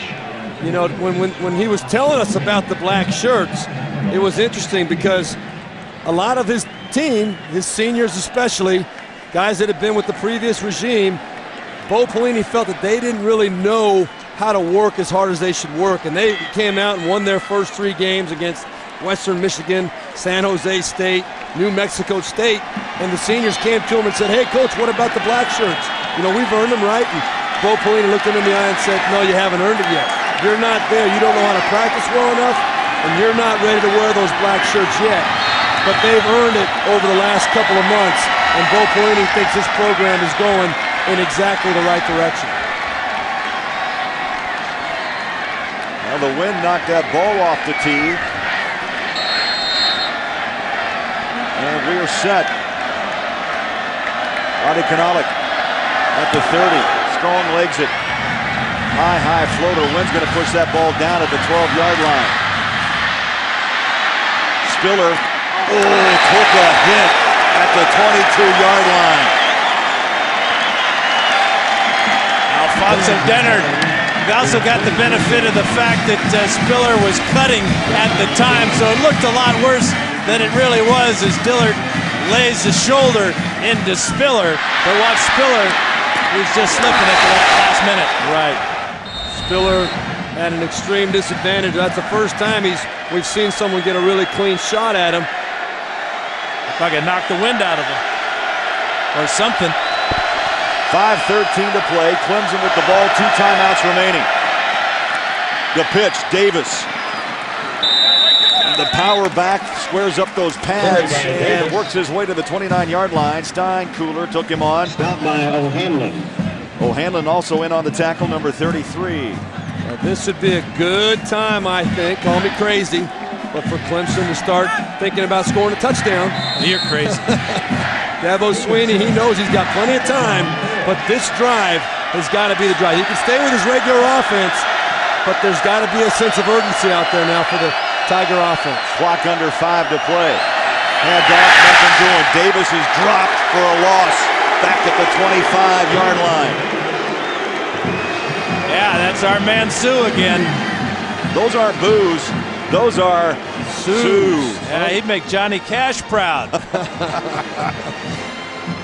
Fantastic game. This guy, everything that we've heard and been built up about Ndamukong Suh, 100% legit. What a joy to talk to him and hear his philosophy, hear his story. But to see him come out here and dominate a game like he has been pretty impressive. Clemson 0 for 9 on their last 3rd down conversion. They're looking at 3rd down and 8. Clock running, 4:10.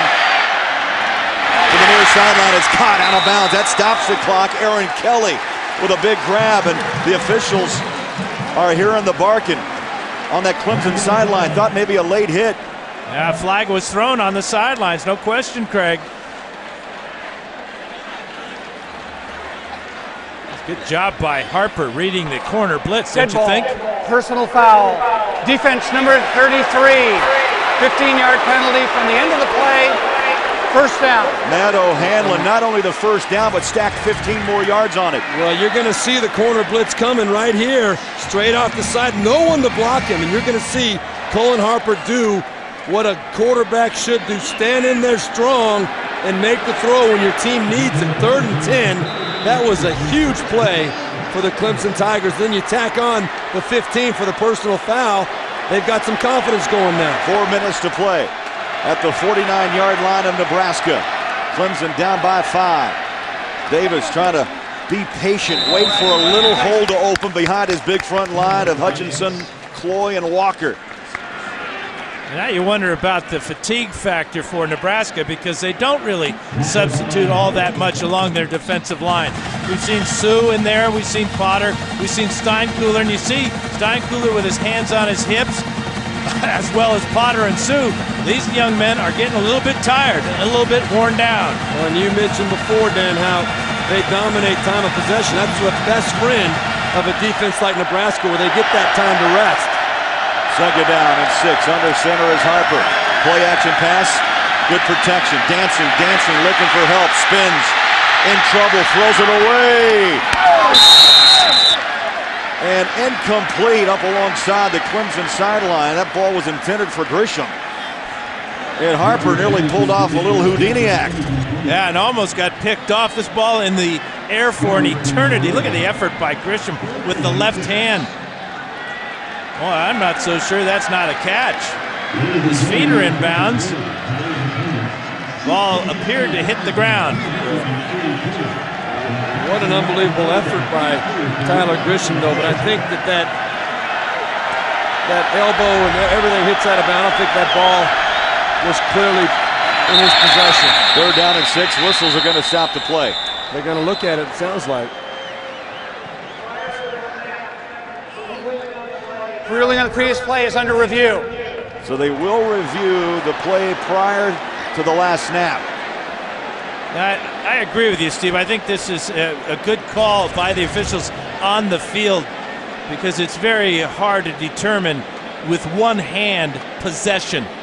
It's a one-handed catch, and it looked like the point of the ball did hit the ground, although he never really bobbled it after it hit the ground. Great effort. Unbelievable with his left arm to be able to keep control of that football in any way, shape, or form is amazing. Do you see the hand under the ball, under the nose? Yeah, his elbow is down under the ball. You see, that looks like his hand right there, but it's just hard to tell from this far away. And people wonder why there are stripes on the ball. The ruling on the field was confirmed. And that's one of the reasons. It used to be for night games when you played in really dark stadiums. In fact, the footballs used to be white with black stripes. But it really helps in college football to have those stripes, because in cases like that, you can see if a ball is juggled. Nebraska, 3 timeouts remaining. Clemson with 2. That was another play there, Dan, and Craig, I thought Cullen Harper might have done himself better service sitting in the pocket still. He starts moving, he gets those feet going, and he ran into some trouble on the left side. Towels are being waved on that Nebraska bench. 3rd down and 6. Clemson trying to come back from 5 down. In the pocket, Harper flushed out, tucks and runs, and is tripped up. And Harper slow coming up off the grass at the 43-yard line. And this is no question that Clemson's going to have to go for it on 4th down. Well, Dabo Swinney is going to have to pick the best play in his playbook right here. 4th and 5. A lot of different things you can do with it. My first choice, if you're asking me, Stephen, I know you were just about to, is I would be looking up number 80, Aaron Kelly, their all-time great receiver. He's looking to get single coverage at the top of the screen. Yep, he's at the top of the screen. 4th down and 4, play clock to 3, and now Dabo Swinney will call timeout, and Cullen Harper will make his way to the sideline. Well, they burned some precious seconds there, deciding to take a timeout. Well, it's okay. They've got 2:26 left in the game. And basically, this is the game. This is the game. This is the most important play of the season for Clemson, without a doubt. I really think Dabo Swinney doing the right thing, making sure they got the perfect play, making sure that everybody knows what's expected of them. Get a play that your quarterback is comfortable with, too. You know, a lot of times in a situation like this, the play the coach wants to run is not the play the quarterback feels most comfortable with. And you ask Dabo Swinney, you ask any offensive coach, they want to run a play the quarterback feels good about. They want him to go up there with that confidence it's the right play.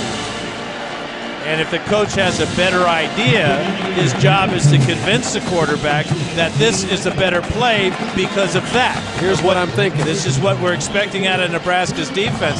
Now, if you're looking at Nebraska, do they sit back and play zone, protecting against a potential game-winning touchdown pass? Because remember, the advantage that these guys have in the orange is their speed. We saw it with Jacoby Ford on the long touchdown catch. So a lot of things are going into this 4th down and 4 for both sides. 2:26 to play, 4th quarter. So after the timeout, shotgun formation, Cullen Harper. 2 wide receivers, bottom of your screen. Harper sets up, throws, hits Ford, breaks a tackle inside the 30, and is thrown down by O'Hanlon at the 26-yard line. Well, the timeout was the right call. It was, and you got the one-on-one matchup on the super quick Jacoby Ford. Does a tremendous job beating the one-on-one coverage inside, and a good, strong, poised throw by Cullen Harper. This Clemson team has new life. And a gain of 16. 2:05 to play. Once again, Harper from the shotgun. 2-step drop, throws up top, got a man wide open, 10-yard line, and it's the big man, Aaron Kelly. 6'5", senior, Marietta, Georgia, all Mr. Everything at Clemson. I think Dabo Swinney told his quarterbacks, hang in the pocket and take a look at your playmakers. First it's Ford, now it's Kelly, but that front offensive line, great pass protection.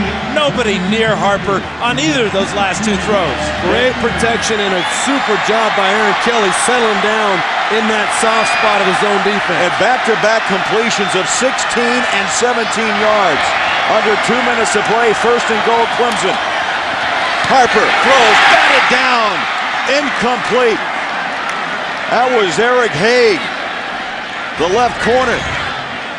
Well, he's right here. He's coming on the blitz just free, and watch him get up in the air and snuff that ball.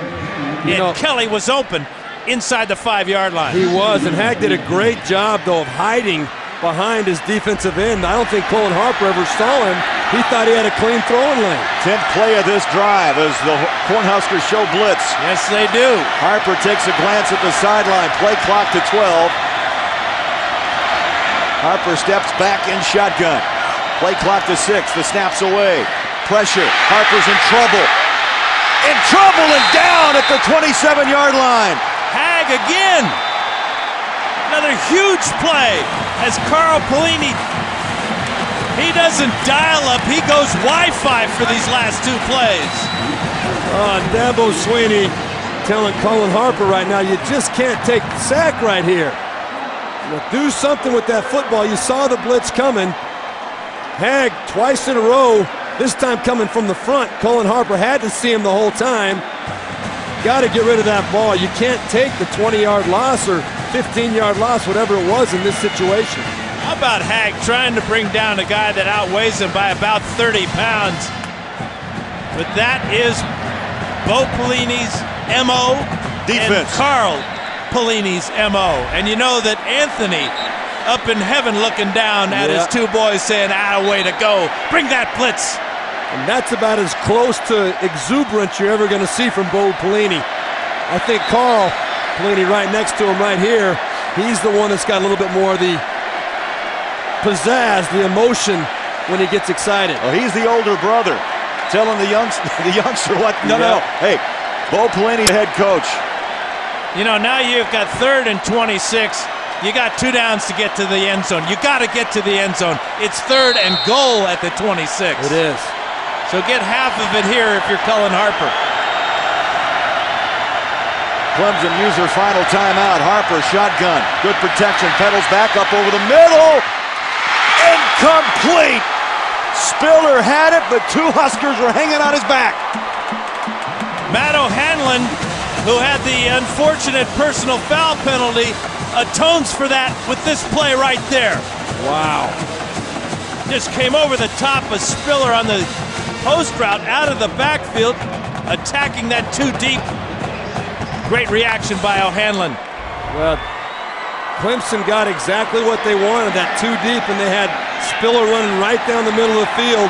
It was a good throw by Cullen Harper. Maybe Clemson has no timeouts. The play clock's running down. They're totally disorganized. At 4, at 3, what could be the final play? Over the middle, incomplete, and Nebraska holds off Clemson. Jacoby Ford was the intended receiver, and Dan, you're right. There was some confusion on the field on that final play, and Cullen Harper took the snap with 3 on the play clock. They might have been better off taking the delay of game penalty. Move them back 5 yards, be able to huddle up, talk about the proper play you want to call. But even so, if you're hurried like that, your playmaker in this situation is Aaron Kelly. He's 6'5". Let him go up and catch the alley-oop. I agree 100%. You had 4th and goal from the 26. Big deal if it goes back to the 31. Let that clock run out, and then even if it's a jump ball, you let your big guy go up and try and make a play on it. Let him get those paws on it. Now we got too many men on the field for Clemson. A new kind of prevent defense, put 12 guys out there. Illegal substitution defense. 12 men on the field prior to the snap. 5-yard penalty. Still first down. Now, Dan, Steve, you have to applaud the rebuilding efforts for both of these schools. Nebraska from the Big 12, Clemson from the ACC. Clemson surviving through a coaching change mid-season. They come under with great comeback and possession under Dabo Swinney. And, of course, Bo Pelini in his first season. Miraculous turnaround for the Cornhuskers. Time now for the DirecTV Player of the Game. And tip your hat to the senior Joe Gans. 19 of 36, 236 yards, and a pair of touchdown throws. And he did the 2 things we talked about. He led his team, and he competed. Great turnaround for Gans and this Husker team in the second half after they were thoroughly outplayed by Clemson in the first half. Well, I think one thing is very, very clear.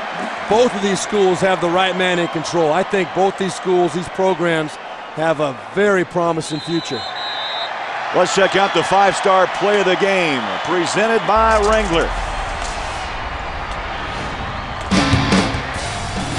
Well, here it is. Joe Gans tucking up in there. And excuse me, let me take that back. That was the play that Joe Gans was out for. That was Mr. Witt, who came in, took the hit from Courtney Brown, lost the ball, went to the replay booth, determined that the knee was down before the hit, before the ball came out, and that gave Nebraska the chance to hold on and win this game. And the final snap, Gans is going to take that football. I don't blame him. The senior closes out his Nebraska career with a 26-21 Gator Bowl win over Clemson. For Steve Berline, Dan Fouts, Craig Bolerjack saying so long from Jacksonville. Our final score, 26-21 Nebraska. Tonight on CBS begins with a Big Bang Theory, followed by How I Met Your Mother, CSI, and 11th Hour. Nebraska scores the 26-21 win, and this has been a presentation of CBS Sports.